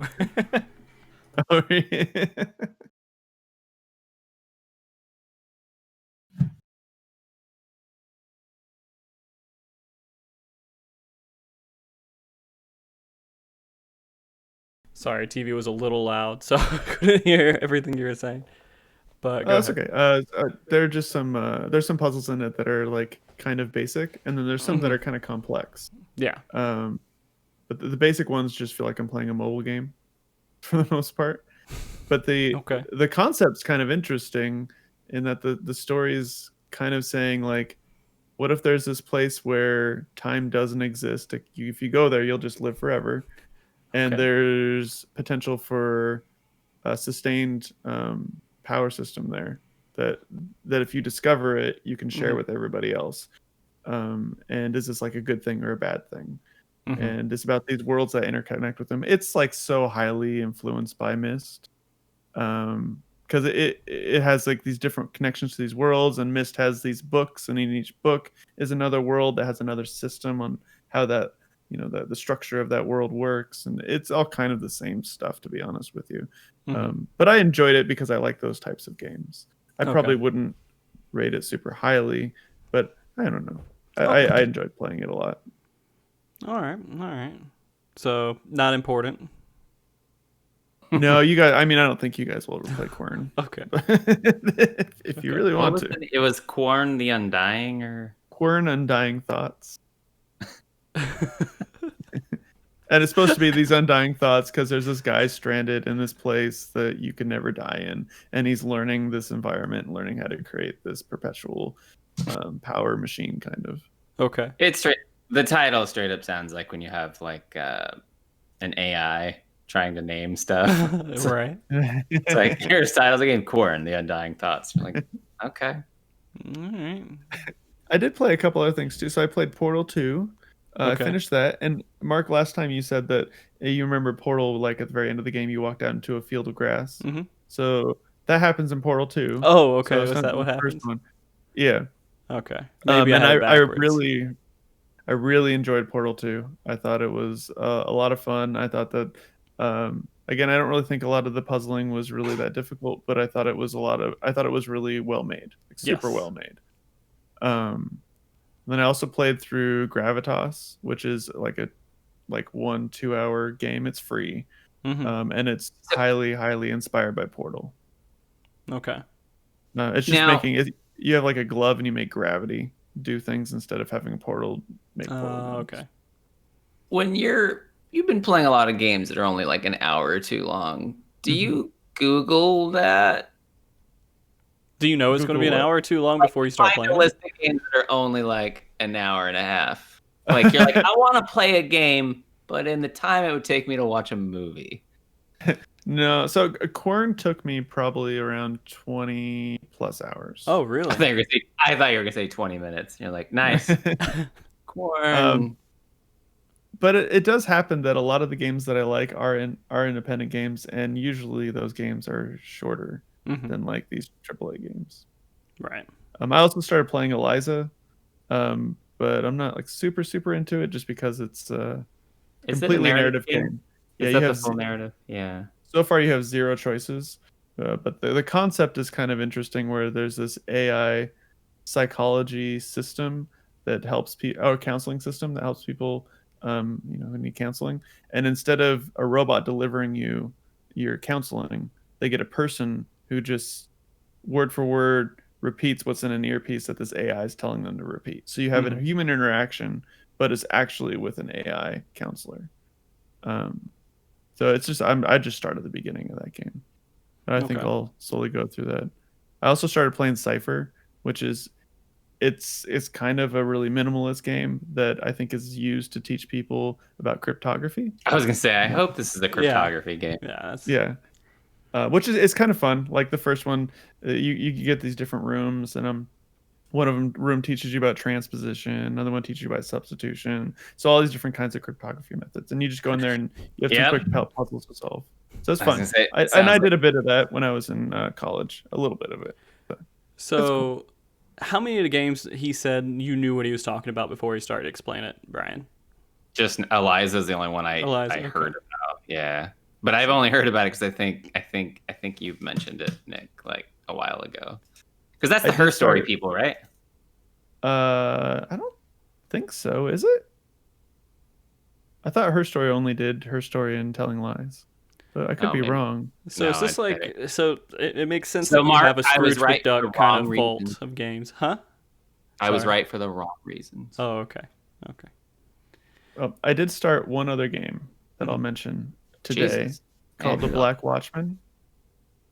And the Black Watchman is an augmented alternate reality game. So where you're solving things, and you have to use like websites and things like that it'll direct you to that they've made to be able to. So it's just it's a full augmented reality game. And I know I've talked to Brian about this, and I listened to a podcast for a while that talks about it. But I like the idea of like you incorporating like all these things in your world into solving some type of system or puzzle. That was pretty cool. I only did the tutorial, and the tutorial wasn't that hard, but I think I already had to use some outside sources and some wikis and stuff like that to find answers of things. Okay.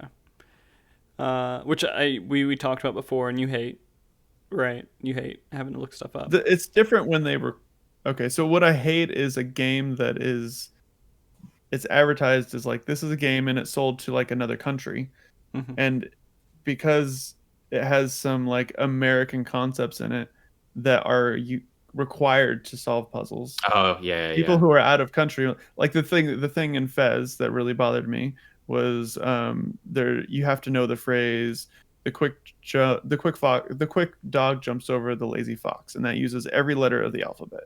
And if you know that phrase, you can recognize it in a certain section of the game, and then you can learn the alphabet of the game. I think Brian jumped off again. Yeah, of course. Oh, it's 40 minutes in. 45 minutes. Yeah, something's going on every 45 minutes. Yeah. But if you sold that same concept, someone in like, I don't know, someone in China might have never heard of that before. So when they get to this part in the game, they just can't beat it. It's just not possible.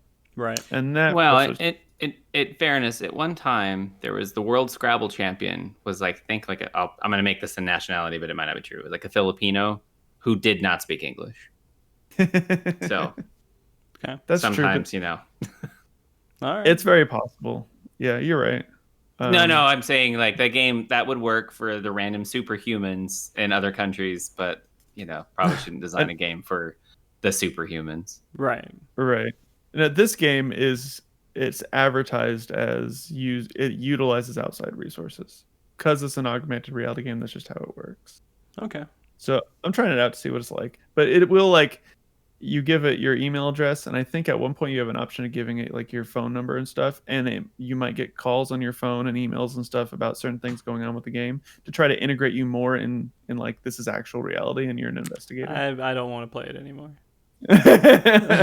Already, I'm not interested in getting calls or text messages or emails.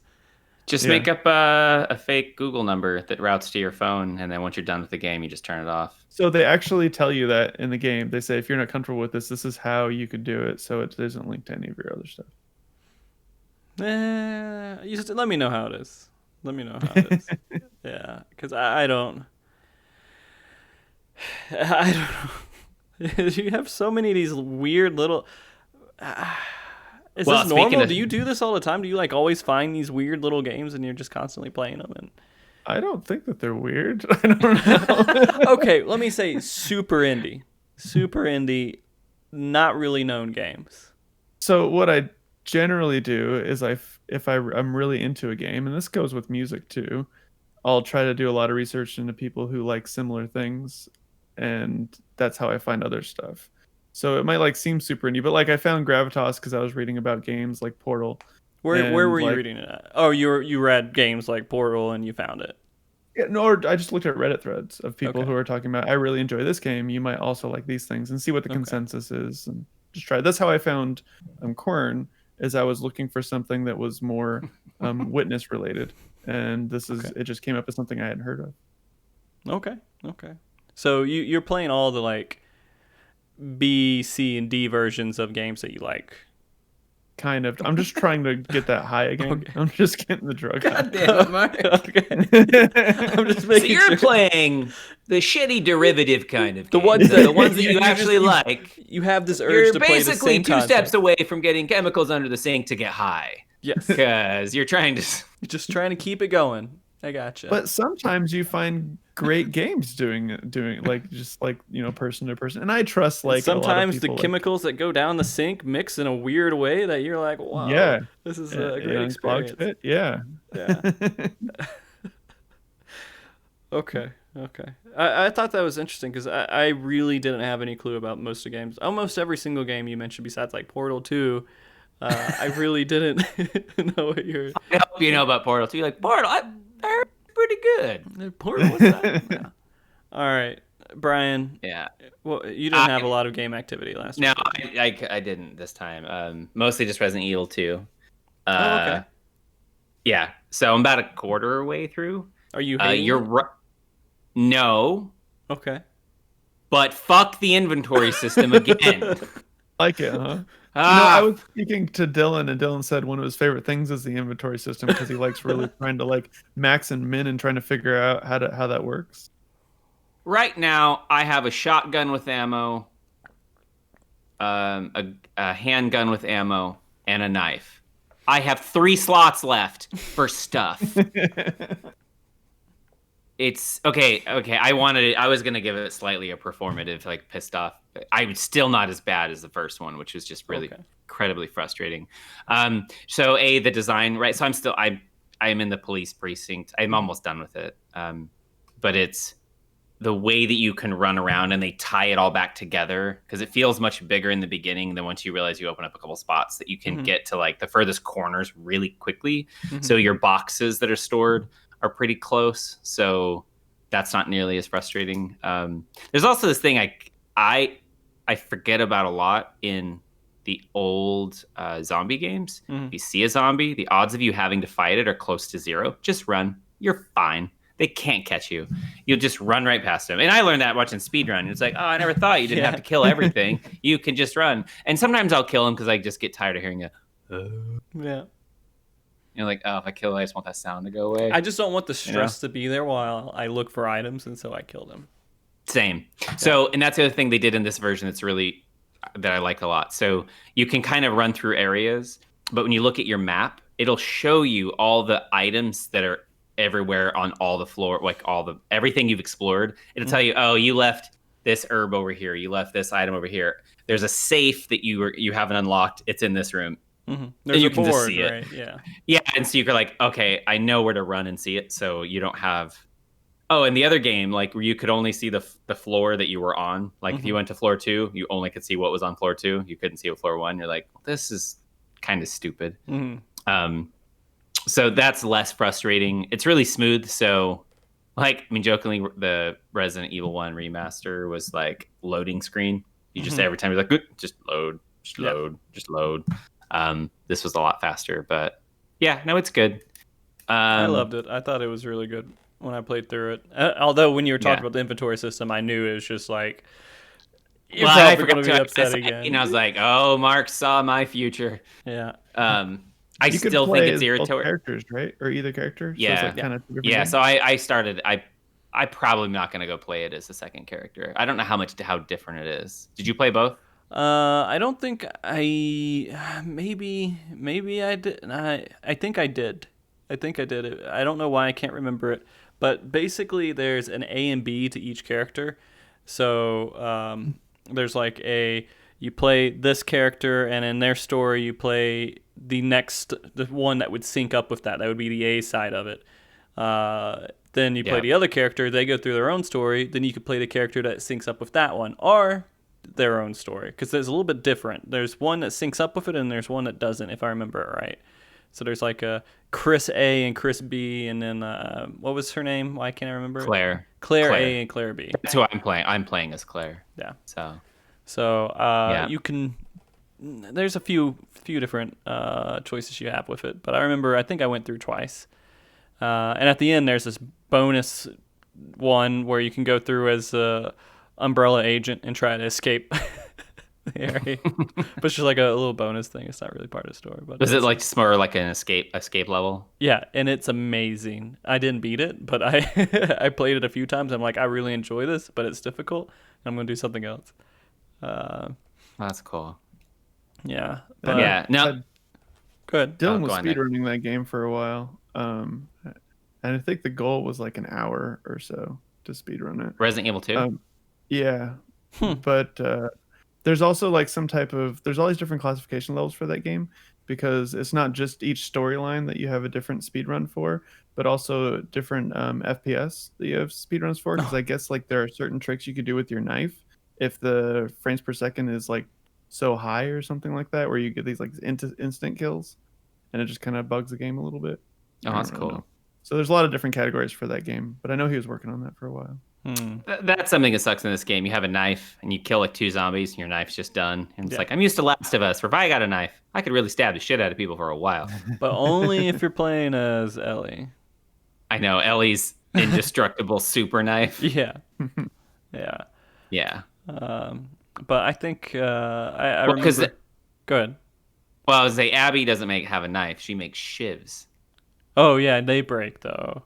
Yeah, shiv. Yeah, that's why. Most of the time, she just breaks their neck and holds them and stuff. Yeah, Abby could just hug people to death. I love that girl. Yeah, but it didn't work on the clickers. No. Yeah. So that was the one thing I remember. That's why Ellie was so much better, is because she could just kill the clickers pretty easy. Just walk up behind them and kill them.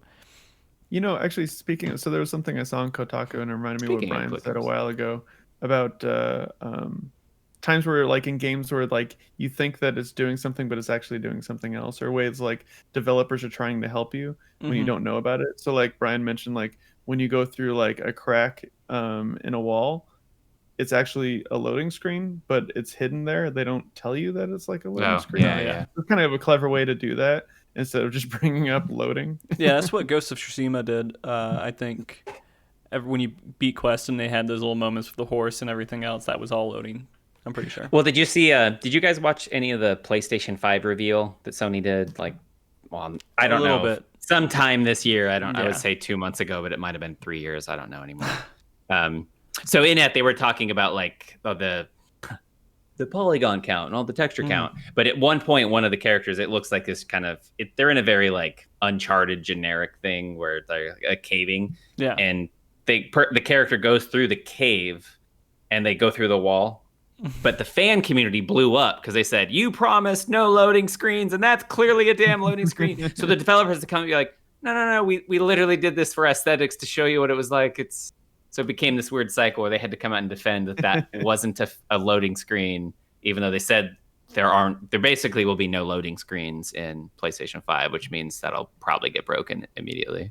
Yeah. I also remember the memes about triangles. I don't know where it came from, but there's this big thing about triangles in PlayStation 5 where there's so many triangles or something. I don't know.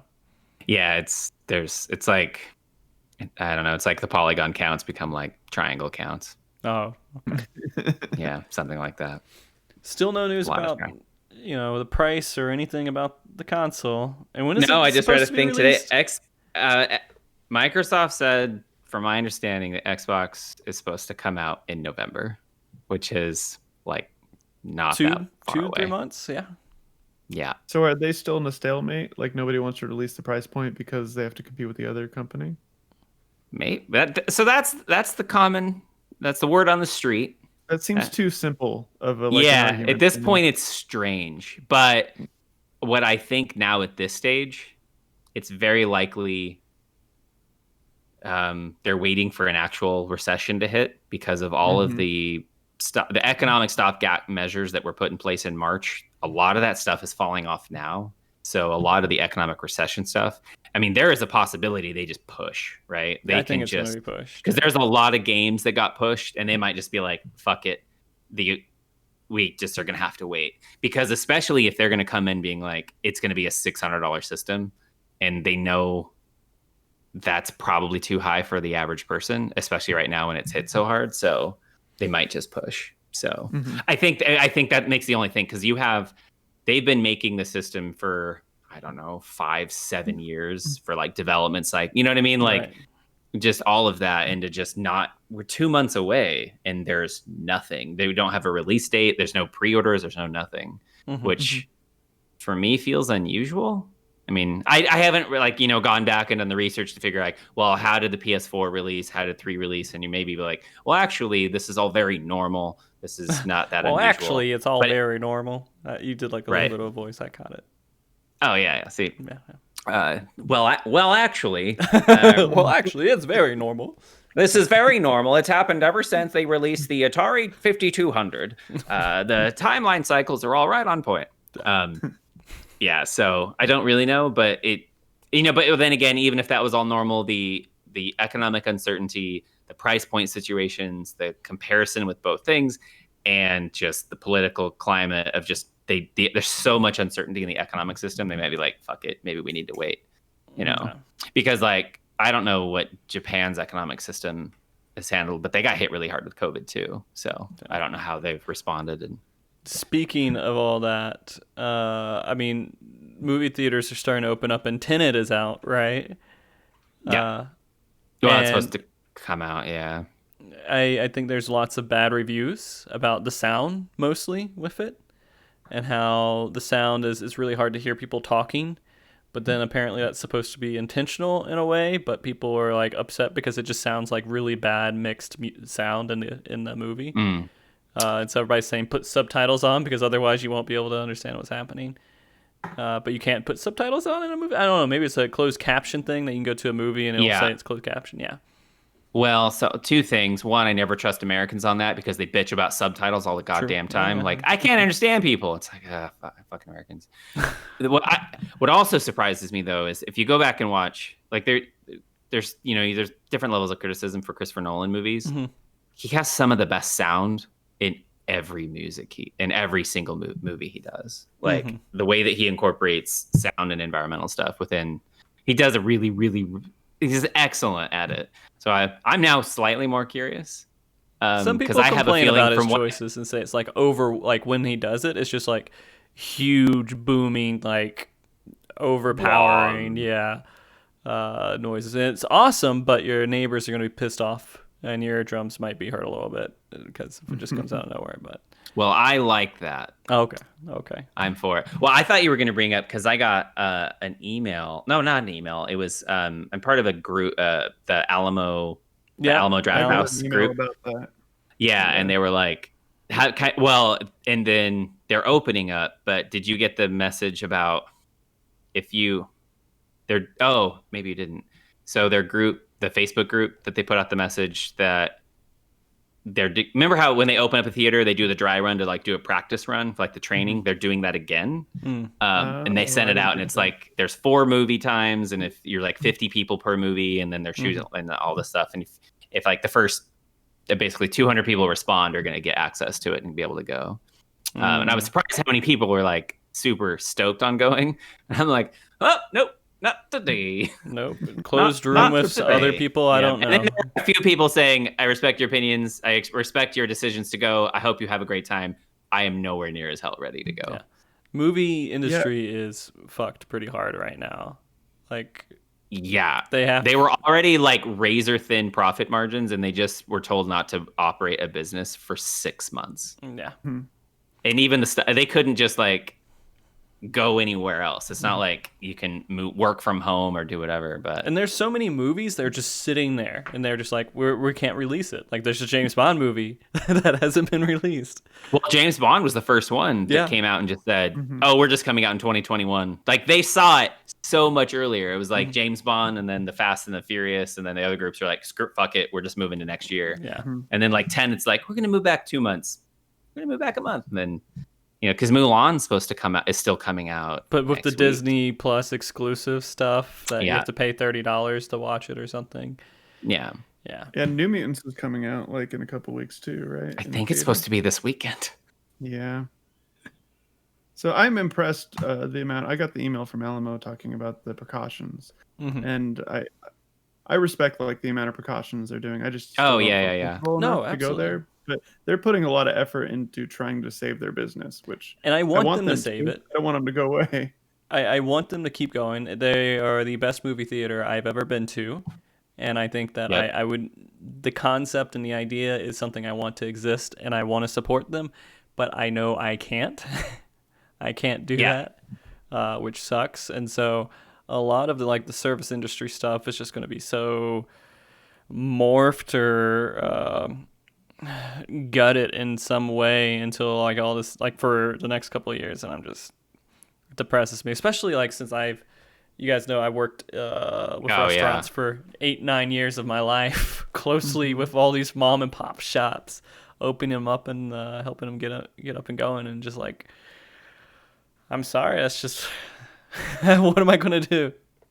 I'm not gonna go out and save all these businesses. I'm just gonna have to feel bad, I guess. I don't know. Well, there's only so much you can do. It's a really big systemic problem. And they're going to have to figure out how to do work in a COVID climate. And that's just, a lot of them aren't going to be able to do it. I know they can't because they barely can operate a computer. So it is what it is. Yeah. So go ahead. Well, because I was talking about it with someone yesterday, and it was like, I mean, honestly, what is it? August 26th, that I think the next movie I will feel comfortable seeing possibly in the theater is Dune, and that's in December. That's 4 months. I hope so. That's actually Dune early for me.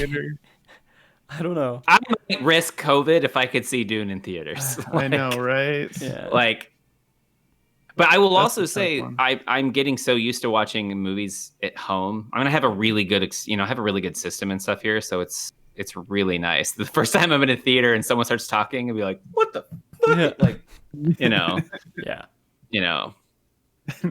But I feel really bad for you when you're in theater and there's someone talking, but in looking back on it, it's kind of funny. It can be. I'm usually impressed when we walk out of a theater and you or people I'm with are more pissed about the poor behavior of people around us, and I'm like, wow, I don't feel so bad, because that's happened a lot recently too, where people around me were more pissed about the other people's behavior. I've had enough horror stories to never go back to anything besides Alamo anymore. Horrible situations. So we saw a Quiet Place at Alamo. And that was pretty good. And this movie is supposed to be super quiet. It's Quiet Place, Yeah. The movie's mostly silent. Yeah. So I saw me and Brian and my nephew, and right away these people started talking, and both me and my nephew are like, "Oh my God, this is gonna be good. Brian's gonna lose." And he just reached over and he's like, "You don't talk during this kind of movie, okay?" Is that what Brian did? Yeah, it got in their face a little bit. Yeah. But you needed to shut them up because they were just I going to talk. I had to nip this in the bud. Did you say like you don't do this here, or did you just look at him and just shake your head and no?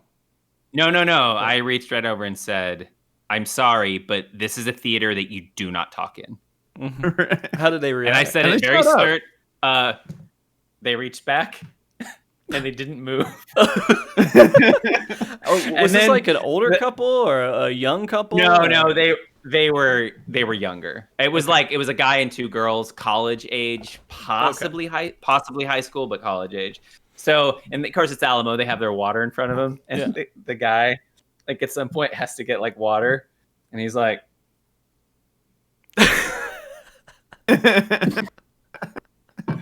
It was pretty good. It's one of the few times that telling someone to because they were just talking. Well, and remember, we were watching Quiet Place, but I'm fairly certain that they had planned on seeing Avengers, but it was all sold out. So there was like spillover. You're like, oh, they did not come to see this movie. They just kind of end up here. Like who chooses to sit in the front row in the bottom three seats? A lot of it was just shenanigans, but that was a movie that didn't happen. Quiet Place too. Yeah, that's another one. Yeah, that was supposed to be at like May. Yeah. Well, but yeah. My horror story was I was at a Harkins theater and we were watching Star Wars. I think it was the episode 8. So Last Jedi, okay. Last Jedi, yeah.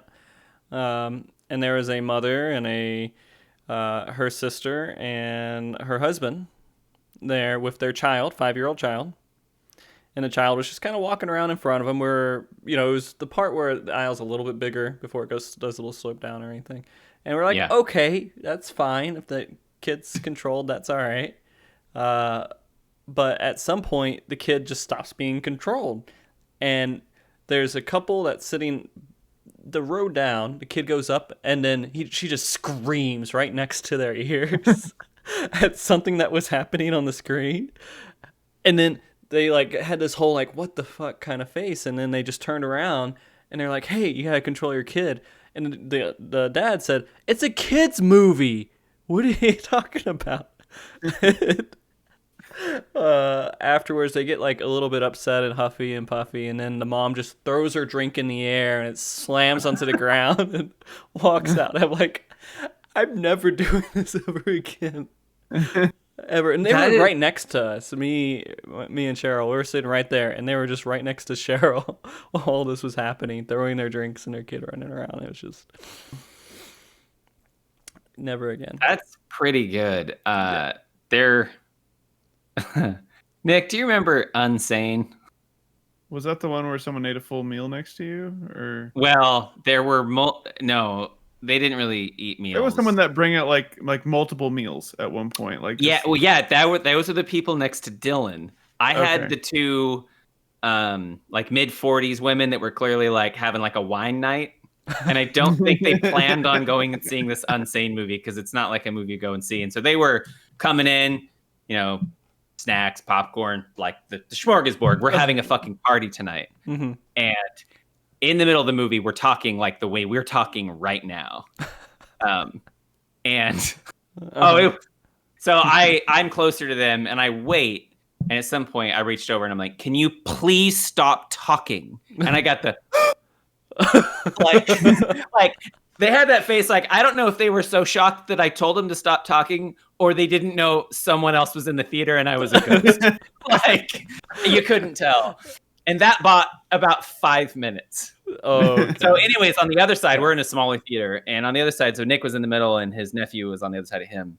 Next to him, people, they had grocery store bags, the crinkly ones, full of Tupperware. They went through 6 or 8 Tupperware things of food. And what'd they go to the bathroom each? 3 or 4 times? A couple. So the guy would go and he'd come back and then she'd have to relay everything he missed. She would go, he would come back. They have to relay everything they missed. And that happened. And they kept going through the Tupperware. And at some point they knocked it over and it's just all falls over. And it became so absurd that you're like, fucking you go. I'm now proud. Luckily, the movie turned to shit halfway through, so you kind of like, I don't care anyway. Oh, But okay. my second time that I told the ladies to be quiet, I got the death look that was like, if I tell them a third time, I'm gonna get assaulted. And they had brought food from the outside in as well. Besides, actually, they brought a whole bunch of shit because they had like popcorn, all the snacks, and they had outside food because they brought it out of their purse. When they bring in those purses that look like the beach bags, Mhm. you know, like super super big, and there's all kinds of stuff.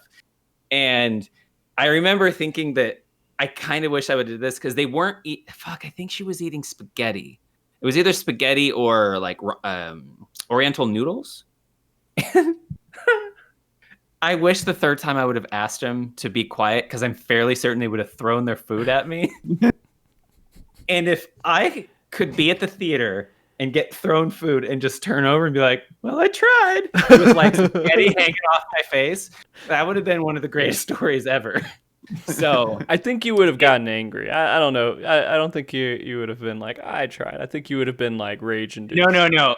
By the time I was like, I give up. Oh, they left too. They left early. That was funny thing is they left like, I think the movie's like 97 minutes, and they're like, after 70, like, I'm done. You know, we've ate everything. We've talked all we can talk. We need to go home. Right. And we caught up. Yeah, it was ridiculous. But I wish I would have, because we talked about afterwards. I'm like, God damn, I should have just. If I would have known they would have only thrown food at me and not actually done any kind of physical like altercation, 100% I'm on board with them just chucking their food at me. The At fork would go in your eye or something. Yeah. Well, I mean. Yeah. Well, I mean that sounds painful and bad, but I like how we advanced into this conversation about bad movie experiences. When we were talking about how things were getting pushed back with movies because of COVID. Right. Well, then everyone's like, whoa, I'm really excited. I really want to go back to movies. And you're like, I kind of do, but fuck, sometimes it's terrible. It is. It'd be nice to see them kind of switch over to a more streaming-based thing. I would hate that because I do love movies and going to the theater, but at the same time, I mean, they have to survive somehow. Actors are going to have to get money at some point, right? They're going to have to do something. They can't just keep doing table reads of scripts. And putting at some point things are gonna have. I mean, things will get back to normal. Just the timelines. Who knows when? Yeah. So that's one reason that I love the Dolby Theater in Mesa, because speaking of people being quiet and loud, the theater is so loud it does not matter. You can't eat your way into bothering neighbors, and you can't talk your way out because you just won't hear anyone. It doesn't matter, and that's glorious. Like, it just silences everyone. You're like, I love it. Yeah. So you guaranteed. I mean, you're seeing the best quality from the best projector you can in the entire state, and in the best theater, and it silences all the other potentially externalities. Okay. That which, like Dune, I was like, oh, that's a. I love you, Alamo, but I'm gonna go to if you guys are brave enough for it, let me know, and I'll try to. Because I tried to watch Dune when I was a kid, when the other Dune movie came out. Oh, David Lynch movie. I think so. Yeah. Yeah. And I don't think that I made it very far. Yeah, it might be tough for a young lad to get his way through that. I didn't know what Dune was. I didn't read a book, or I wasn't old enough to read the Dune book to know what was going on. I wasn't even old enough to read. Yeah, I was. So I didn't really get the full experience. Mark, you were 13. Was I? No. No, it didn't come. No. I like how you question it like I'm like some time traveler who knows. No, I was like pre-10. I was pre-10. It came out in the 80s, right? It came out in the 90s. Didn't it? Oh, it did? I thought it was late 80s. It's like 84. Oh, was it 84? Yeah. No. 1984, Dune. Okay, then it was out before I was born. All right, fair enough. So here's the thing, though. There was a Dune miniseries made for Sci-Fi Channel. I don't think that was it. I can't Probably remember. not. It doesn't matter. It was so long ago. But I've heard it enough in the background to think it's something that I would be interested in. And so I am excited to see that new movie come out and then actually watch it. So let me know. Yeah, well, if I'm gonna sell it for without saying like, I don't know if you know how important the Dune novels are to both of us. So that's a very big deal. It's not like the movies I don't care about. Like they're interesting because they're weird, and I mean, ironically, it's probably David Lynch's most accessible movie he ever made.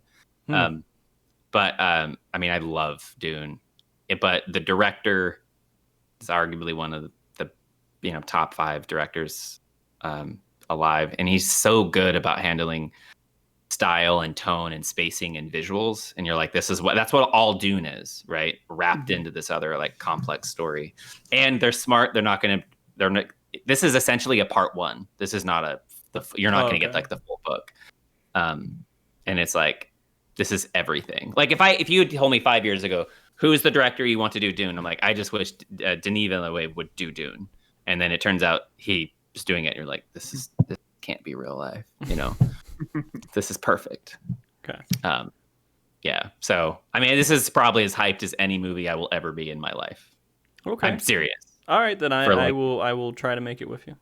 And then you see the casting and you're like, oh my God, the cast is like perfectly. This is such a great casting. It's like in fact, all the pieces are so perfectly in place. It's going to be a disaster because it just like feels like it just can't work. Yeah. It's too perfect on paper. Well, I know we're past 9 now. Oh shit! Yeah, we are. So before we start saying goodbyes and stuff, I do want to ask one question. Please. Say goodbye. But you know what I'm probably going to be playing for the next week? I mentioned a whole bunch of games and a couple of Scrooge McDuck. I don't know what you're going to play. Yeah. I have no you know what I like it? You announced you're like, I'm going to play Portal 1 and 2, and then you've named 4 other games you beat. And then you threw in 3 other games that you started that you were dabbling in. You just I have no clue. You're just swimming in the backlog. And there's a waterfall filling it up. Right. You're just like, they just keep coming. I love it. So tell me what you're going to play, Nick. I will probably play Eliza and the Black Watchman. And if I'm not digging those games, I might either pick up Automata, or I didn't mention this, but I've been thinking about maybe replaying all the Myst games. I'm going through that. So what series. Games? Myst. All the Myst games. Oh, okay. So do this. If you play Nier, ping me on Discord and just let me know. So I'll be like, shit, maybe I need to get back into it, and I'll start trying to play it again. I was thinking I might try Outer Wilds. Yeah, because I mean, maybe maybe I can make it through that game. I don't know. I don't think I can beat it before next week though, but I can definitely play it. Try it, see if you like it. Because I would like to have that discussion, because that's a game that you guys both like a good bit. I don't think you beat it yet, though, Brian, right? Oh, I am 30 minutes in. Oh, okay. Yeah, no, I'm not far. But that's one that you are going to play through. I didn't skip all the tutorials. I did the tutorial about how to fly my ship, kind of. That was it. I didn't realize it. And then I went on my own and kept dying constantly everywhere I went. I was like, I don't understand what this game is. So make sure that you do everything in the village before you leave, and then you'll be set for the game. I'll give you so I'm told, a foundation. I'll do it. I like how you're telling me how to do this when you didn't even know how to fight people in Ghost. Yeah, I know. So, Brian, do you have game goals this week? Resident Evil. I don't know what else. Okay. I mean, I think that one's going to be short too. I mean, I'll probably even maybe you could try Outer Wild. Okay, so I might dabble with the Wild. Okay. But the problem is, I don't know if I'm gonna. The problem with me is I get really impatient, and I have a feeling that game, Nick, if I'm mistaken, sort of says, "Hey, motherfucker, be patient and take your time with this." And I'm afraid in my quarantine, my emotional spirit doesn't like that right now. Okay, your emotional Actually, spirit. It's like I need some kind of chaos to feel calm. It is 'cause everything chaos. else- That whole game is just chaos, I think, right? It's just like lots No, of things it's going on and they're crazy and you die and you just do it again. so no, you but need it's a lot of patience for that game, but I felt rushed almost the whole time because I felt like a lot of times I only well, have once 20 you figure minutes out the to time frame, right? explore. Yeah, and you're Yeah, like, 'cause okay, I need to go here, and I only have 20 minutes to do that. Like, that's not enough time. And so you got to really kind of plan everything accordingly. But there are some instances where, like, this doesn't happen. I know this doesn't happen until 15 minutes in. So I just got to wait for this to happen. Okay. And I would find myself like I would go there, put down the controller, walk away, go, make some cupcakes and come back, and then it would be fine. And I would be ready to go. If you guys want it to as well, there is New World that you guys can pre-order if you wanted to try a new MMO, but I don't think you would want to. No, it's not that I don't want to try a new MMO.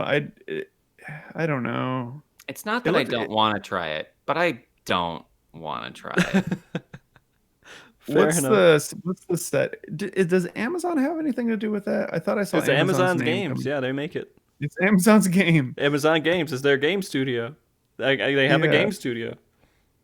Okay. Like, Mark, Yeah. to give you a sense of how I feel about MMOs, the literal only MMO on Earth I will give a shot is Final Fantasy. And again, is Final Fantasy 14. Bullshit.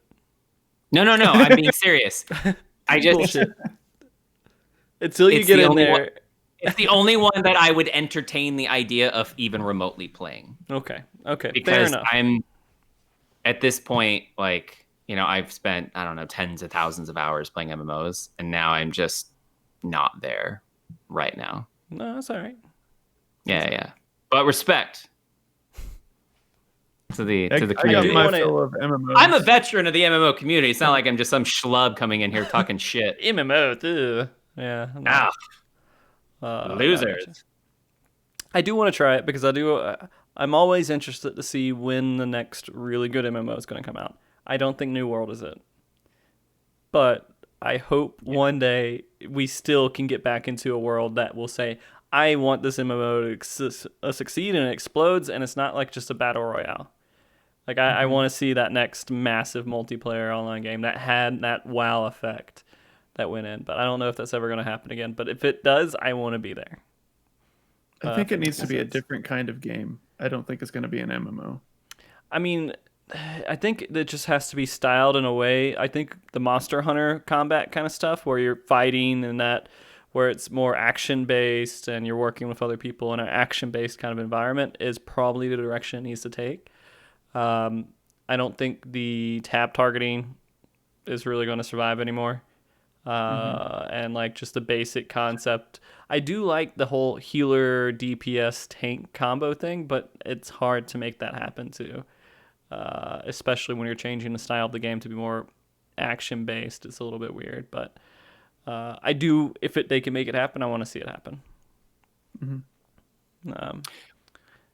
Outside of style, though, what kind of like genre of MMO would you want? Like, what if there was like like Cyberpunk, right? What if it was a more more like space punk, where you had like different planets and it was a little like more far future where you somehow could combine Star Eve. Citizen. Oh yeah, the great. I still haven't downloaded. I usually do it every year. I log in, I download because I bought a ship in Kickstarter in 2000. I think it was 2000. It was right when the new millennia started. So long ago. But yeah, every year and a half, I download it. I try it out again, and I get 10 minutes in before I realize, nope, still not a game. And I bounce out. And I've been doing that for 9 years now, and still not a game. That's sad. I don't understand. There was actually a big uproar about that, and I guess they had to come out because I guess they weren't communicating for like 6 months about development cycles, and there was all this weird stuff. And if you look at how much money, it's like $500 million has gone in development for that game. Yeah. It's something crazy. I don't know like how it's going to exist ever, because I mean at some point you're too many generations behind for the game to really even be enjoyable for people, because games have changed so dramatically in 9 years.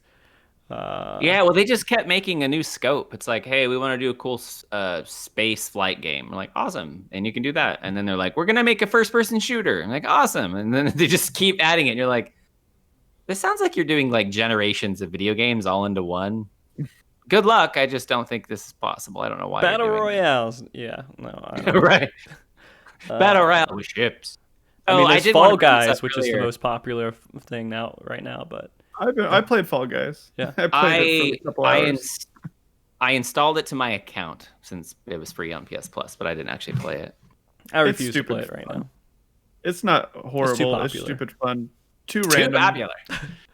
But you just said you want to be ahead of the curve when the next great thing happens. MMO wise, with like that, I don't consider. I don't consider Battle Royale goofy. I mean, it looks like a game that I would enjoy. I can't criticize it, but at the same time, I feel like it's like everywhere. I see it everywhere, and I'm like, why do I need to play this game? I just see it through everyone else's eyes right now. It just doesn't feel. It's the meme game. Yeah, and I mean, I think it's one of those things that gets really popular really quick and then just fades away, and it's probably will fade away at some point. Well, we thought Rocket League would fade away, and look at it now. Is it not faded away? I mean, it exists, but I mean, I don't know. It's still it's popular with a very, very competitive scene. Okay. And it was essentially the original Fall Guy. Jokey game that was not supposed to be taken seriously, came out on PS Plus, gave it everyone for free, and then it just exploded. Right. I wanted to bring this up because we talk about games done quick. Did you guys finish? When you say finish, it's kind of weird because I only watch it in the background when I can, when it's on. So I never really go back and watch old VODs or anything. Not really too often. So I didn't see too much more after that week. I mean, I tuned in, but I didn't see anything that was like I felt was worth mentioning. Was there something else that happened that you thought was interesting about it? Oh, I was unsurprisingly, I wanted to check out the Last of Us run. Oh. Much part of it.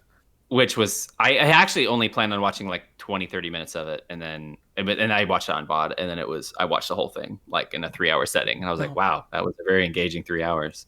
Nice. Because they play through it so quickly that the game moves so quickly anyway. Like when you're playing it, you never feel like, oh, now is a break time. You're like, got to keep going, which is why we all play them in like 10-hour sessions. Yeah. But they were playing it so fast. It was like getting to relive the game in many respects. But it was kind of it was a glitchless run too. So you didn't get a lot of the some of the bullshit runs where you like, clip, grab a bucket, boom, out of the level, move over here. Hey, I just skipped 5 levels, which is I tend to not find those as interesting, but yeah, so it was pretty good. And the runner was good. And the speaker about the game was really, really good. So it was, it was one of my more enjoyable speedruns that I've gone back and watched, so. I still remember the one that stands out the most to me is a game. It was like a wolf game with the president. It kept saying, "I'm the president of the United States" or something. And oh god, that's the one where it's like the president's also like at nighttime moonlights as like a running a mech robot. Yeah, that's it. Yeah. Oh, that's the one that always stands out to me whenever I think about going back and watching something. I'm like, if it's that good, I will always go back and watch it. But that one was great. And then he's like the secret skin where the mech is all like the American flag, and then the grenades become footballs, so he's just shooting footballs.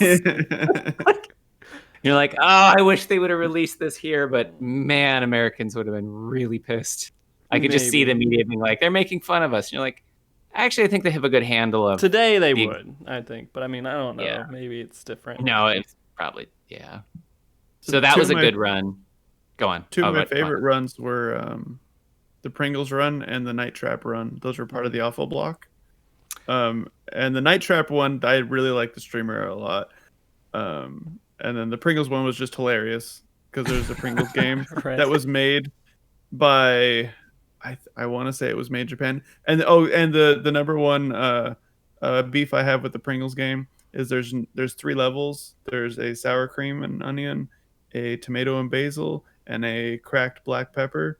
There's no barbecue level. That's such a classic too. I know. Did they make the game to push sales on those two No, other this is a flavors? newer game. They're like, this is nothing to do with Pringles. Someone in, I think, Japan just decided to make a game about Pringles for no reason. That makes more sense because I'm like, do we even have access to black pepper Pringles and I don't think so. Tomato basil, which I'm like, Tomato first off, basil. sounds amazing, and I wish I had that flavor of Pringles. Mm-hmm. No, I mean, after like the Pepsi speedrunners game, found it. Oh, what? Oh, and then speedrunners found it. They made this ridiculous game, and speedrunners like, oh, we're gonna speedrun this. He's like, yeah, I have the world record out of 2 people. So, hey, that's all you need. Yeah. And the guy who ran it is dressed like a Pringles can. Nice. And then the Night Trap is just a ridiculous game, but the runner does it blindfolded. And she's pretty good. She's really I did see that one. I think I did see that one where she makes choices and they trap ninjas in the floor or something. It's like all motion picture, like live action stuff. Oh, yeah, it's so like funny. It looks like it's on Laserdisc or something like that. It was. Oh my god, I can't believe I just watched this. I just watched a documentary on the making of Night Trap like literally a week ago. Really? What? Yeah, it was one of those weird things on YouTube. So what had happened was the guy wanted to make like a true horror game, and then they were developing it, and it was basically he wanted to make ninjas, and they wanted to take where they could actually do like film it, so they could really film like a true like horror movie video game. And so he wanted to do ninjas, and somehow in the spec scripts, like the people who had the money were like too scary. Absolutely too scary. So we'll do vampires. And then vampires became too scary.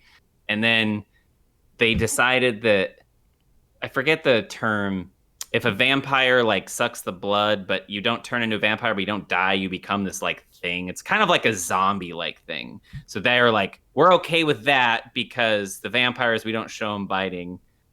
And then they didn't like the costume. So they came in and they were wearing, it's literally made out of trash bags. So, and then it was one of those, like, the producers who were setting the tone for this just kept fucking up the stuff, and everyone knew it, and they were like, well, fuck it. So they ended up making this, like, infamously one of the worst games of all time, like, visually, and it's all terrible, but it was, like, not supposed to be. And originally it was supposed to be, like, a legit horror movie that was kind of like a home invasion kind of deal. Mm-hmm. And, you know, and he's like, fuck it, ninjas seem insane. That'll be fun. And then it was... they just kept turning it into this, like all these like steps of why it's bad. Yeah. So they speedrun that. That's the kind of world makes no sense. It's okay. Literally this week, it was like last week when I watched this. That's a weird coincidence. Yeah, I don't know how that would pop up in your feed. Yeah. I did spend 30 minutes learning about woodblock carving last night on a YouTube video. Yeah, so I see those things, and like I was like, I'm not going to watch 30 minutes of this, and then you just end up and you're like, I don't know why, but just listen to this guy talk. Just it feels good. It feels nice and relaxing, and I can just keep doing it. I'll have to find the channel. There is a guy who he just restores things in his YouTube channel. So he'll find like a 1920s lantern that he'll find. And it's just like just decayed thing. So he takes it. Did he go? 40 minutes? I guess yeah, maybe it was about 45 minutes. It was 45 minutes. So there's something on cycle. And he just slowly just rebuilds it until it looks perfect and brand new. And the videos are like, I don't know, 10, 20 minutes long. And every time you watch it, you just feel like you're in yoga. Like there's something so meditative about it, and they're so peaceful. And I don't think there's any background audio. I think it's all the natural audio that's sped up, but doesn't sound necessarily like chipmunks. But I don't remember now how they set up the audio, but I just remember being like, oh my God, this is so peaceful and satisfying. In the end, you take this like horribly ancient artifact, and then he just fixes it until it's this modern, unbelievably beautiful thing. And you're like, this guy's a hero. So gotcha. Yeah, but I hear you with like certain like craft makers. They have certain channels and they make something, but they're so came wonderful. Up because we're looking. We both have woodblock art, and in some way the Final Fantasy VI one, that's woodblock art, because that's what would come out from a lot of the ancient styles, you would have a wood block that you would carve, Wait.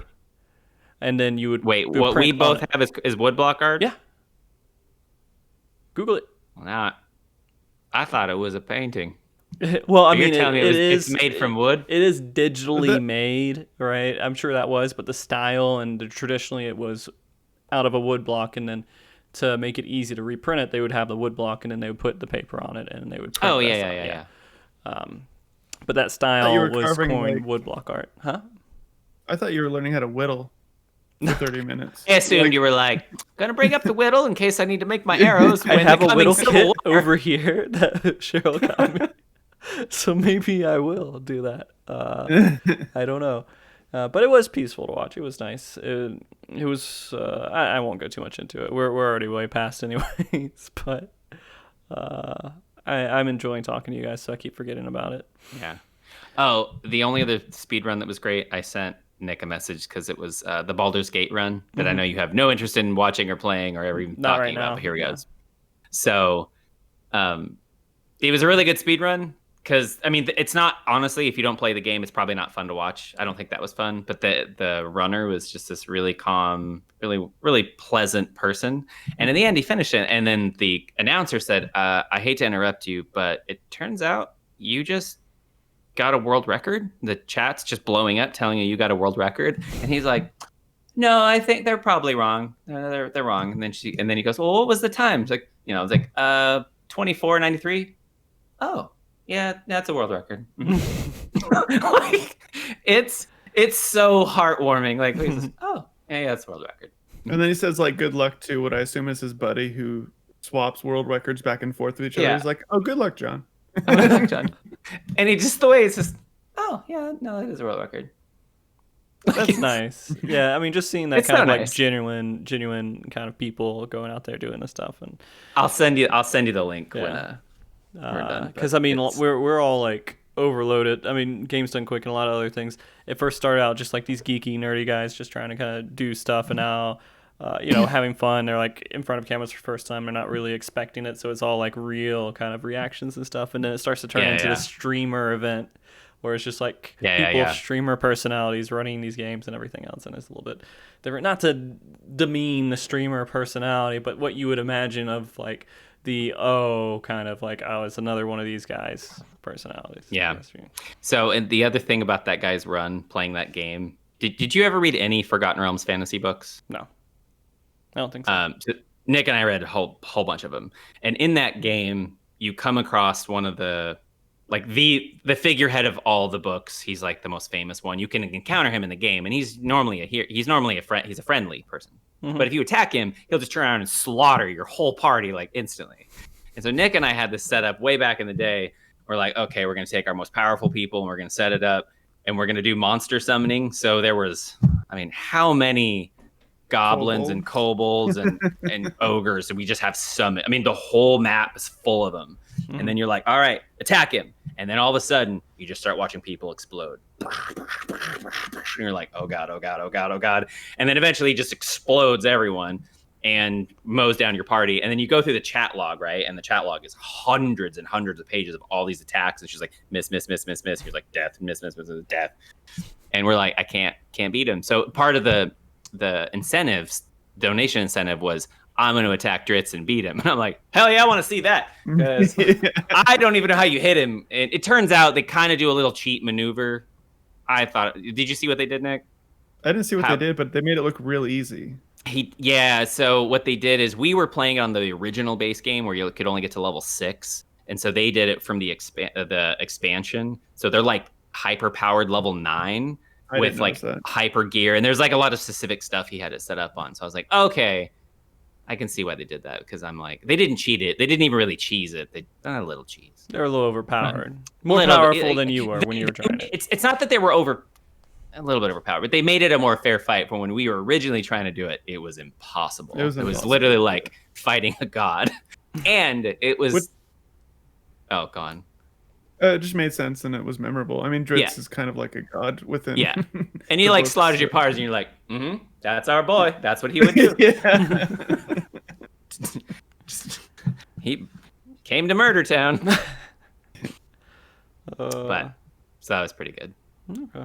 I mean, I'm still happy with how the event went from what I've seen so far, and I'm Yeah. hoping that ADGQ is just as more of the same. I don't think they really messed up on anything with this one at all. No. They again, from what I've seen, knocked it out of the park. I don't know if anyone had the weird situation with moms yelling at them or something like that in the Oh, background. yeah. I didn't hear about it. I hoped that they would be weird kind of conversations with roommates or something happening during the event, but I didn't No, hear it about seemed to any be of it. pretty. And I wonder if because this, who knows, maybe the back scenes, it was really dramatic and didn't go well. But I'm curious if because it did go so well and January is just around the corner, that they might be more likely to defer a physical GDQ until next summer Oh, because obviously, absolutely. I think and they're so. like, let's just call it and do it again here. Yeah. But And I yeah. wonder if they actually saved money, a lot of money in this way or not. Because I know they sell tickets, I think, to the event too, don't they? Hmm. But I don't Yeah. know if like, Well, it's got to be really expensive, like because they're locking down a conference room for 24 hours a day, 7 days a week, mhm. like and what they probably have to pay for all the hotel staff to have to pay attention, all those fees and all that. I mean, It would suck to maybe, see this permanently go offline. I only want this to be temporary. But I yeah. mean, you know, I mean, I still Yeah, I someday like it live. I want to go to one because I think it'll be Yeah, the most so awkward I would and like to go to so one weird. with you too. Because I'm at that point now where I'm like, I feel too old for like the half of the group that goes there. Although I don't think anyone would give a shit, Hmm. you know. And now as much as I support it, I think I need to go at some point in my life. oh, absolutely. I mean, we watch it every. Oh crap! Speaking of things we were gonna, I love that I rarely get to see the Olympics. So the Olympics moved, right? Hmm. Mhm. Did you see? So I guess they had a firework display scheduled to go off because the Olympics were supposed to start last week, I think, or a week before. Yeah, I think it was last week. So the opening ceremony Olympics. I think if you Google it, you can find it. That they had to launch the fireworks because they were going to expire by next year. They had to use them, and Oh. I saw the display, and it is incredible. And it's the one time where I'm like, it turns out watching fireworks on a screen usually look terrible until you can get to like 4K HD where the colors will pop and then you can see it and you're like, oh, this is pretty amazing. Hmm. And in fact, there are 4 or 5 moments that happen that are so perfectly well timed that you're like, this is fucking CG. There's no way they have fireworks do the timings that they pulled off. It was just one of those like, I love you, Japan. People have that as their jobs, man. I mean, they dedicate Yeah. their lives to making perfect firework eventually. But you will see the certain fireworks, like it's like they had to do it like a space shuttle where like one section's exploded and then the other piece had to fall and then it explode. Like the timing of that, like I impressed. Yeah. There's Really a lot of work impressed. that goes into it for sure. Yeah. Oh, and then you can see Mount Fuji. So Mount Fuji's in the background. There's a lake right in front of you, and then there's everything's happening here, and you're like, yeah, this ain't real. This is too cool. So Oh yeah. man. Anyways, yeah, we're going long. But Yeah, I'm just thinking about, I was, one little quick thing is that I have a friend, through Final Fantasy 14 and through streaming and everything, that he does a little bit of streaming. He's lived over in Japan for a while.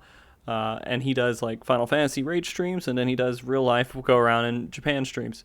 Final Fantasy 14 streams always get so many more people watching than him going around exploring places and going to Mount Fuji. And I feel so bad because I'm like, that's so much more interesting going around and exploring, especially right now when people can't travel to Japan.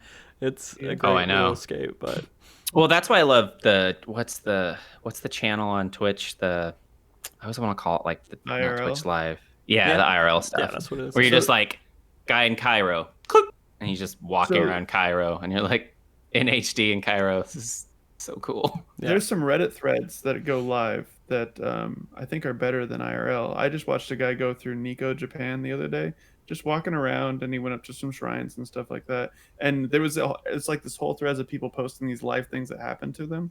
And there was one it was like Phoenix monsoons that I saw one night ago, and you could just sit there and watch the monsoon if you want to. Mm. Oh, we had a really good one too. It didn't really do too well up here. They didn't make it all the way up to me. Oh, Not as well as I'd like it to. my poor beautiful cactus that I nurtured from when it looked like a piece of driftwood became too big and got blown over, and I don't know. I don't think it's going to be saved. It's sad. Sorry. I know. It's. I like how we're on cactuses now. We've done good. We've done good with the keeping the train on the rails for this one. Yeah. But no, this I think this was kind of fun to do, like the full this game discussion for the first hour or so, and kind of really hit it hard and kind of drift off into other things too, because I wanted to talk about lots of other things too. But and I still have more things I want to talk about. But I know this is a good time to wrap up, and then we can just bring it to next week's meetup. I do. Hawkeye. So again, Outer Wilds and Nier Automata are maybe the two that I might be messing with this week.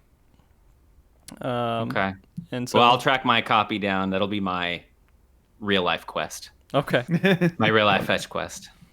Yeah. And make sure you don't stop playing the game after you beat it with to be the first character that you have. So. Oh, because that's not really beating the game. No. You have to beat the game like 5 times.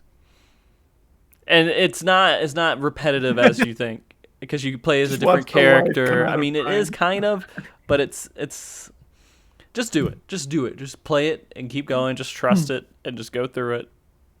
Because I've got some deep pain from some Nintendo games. Little ghosts and goblins that you beat the fucking game, and it's like, actually you have to go through everything again, but on this level make sure you get the gold lance and use it at the end. But if you die before you get to the end, then you have to redo the whole game again. Well, it's not that bad, right? What? This is different perspectives, right? Each time you beat it, I think it's this is legitimate. It is. And some of the different perspectives I think are completely different parts of the game, but I mean I don't really know because I haven't got there, but that's what I understand. And also, you should probably pay attention to what's happening around in the world and do like the extra little quests and stuff. And I mean, you can blow through it; it's fine. I don't think you lose as much as you do in Ghost, but there is stuff in there, and it has a lot of the concept. You just play it. I'm not going to go too far into it. I don't want to spoil too much of it. But anyways, that's my goal, and you guys, I guess that's your goal is a real life quest to maybe find it and figure out what you're doing, Brian. Yeah, I might also find a game, play it, beat it, and then see if you guys find out if it's a real game or not. Well, beat 5 games that you've never heard of ever. Yeah. Yeah. You're like, Brian, it's not on Steam. Oh, it's deeper than Steam, my friend. Much deeper. much deeper. You gotta download a special emulator from this game system that only had 5 games and was only in Egypt. It was produced in Egypt only. So well, there is some interesting kind of like, I'm not gonna call it creepy. Well, a lot of creepypastas relate to like secret game stuff, but there are certain like I don't want to call them like hipster developers. Mm-hmm. There's one that's it's a well-known game. Well, if you Google it, you'll find it. But the developer made it, and it's on a disc, and it's only that disc. So I would have to play it and then give it to you, and then you play it and you give it to them, and that's it. So I mean, there are some of the kind of ephemeral kind of game. We'll make that one of the style games that we play then. I will make that, but I'm not going to give it next to you to play it. I'm going to give it to my secret friends. So and I'll just wax poetic about my secret game that took many, many hours to beat. Fair. All right, let's go ahead and you guys have anything else before we go off air that you want to say? I'm sure people are happy to keep listening to us, but it might be time. Good.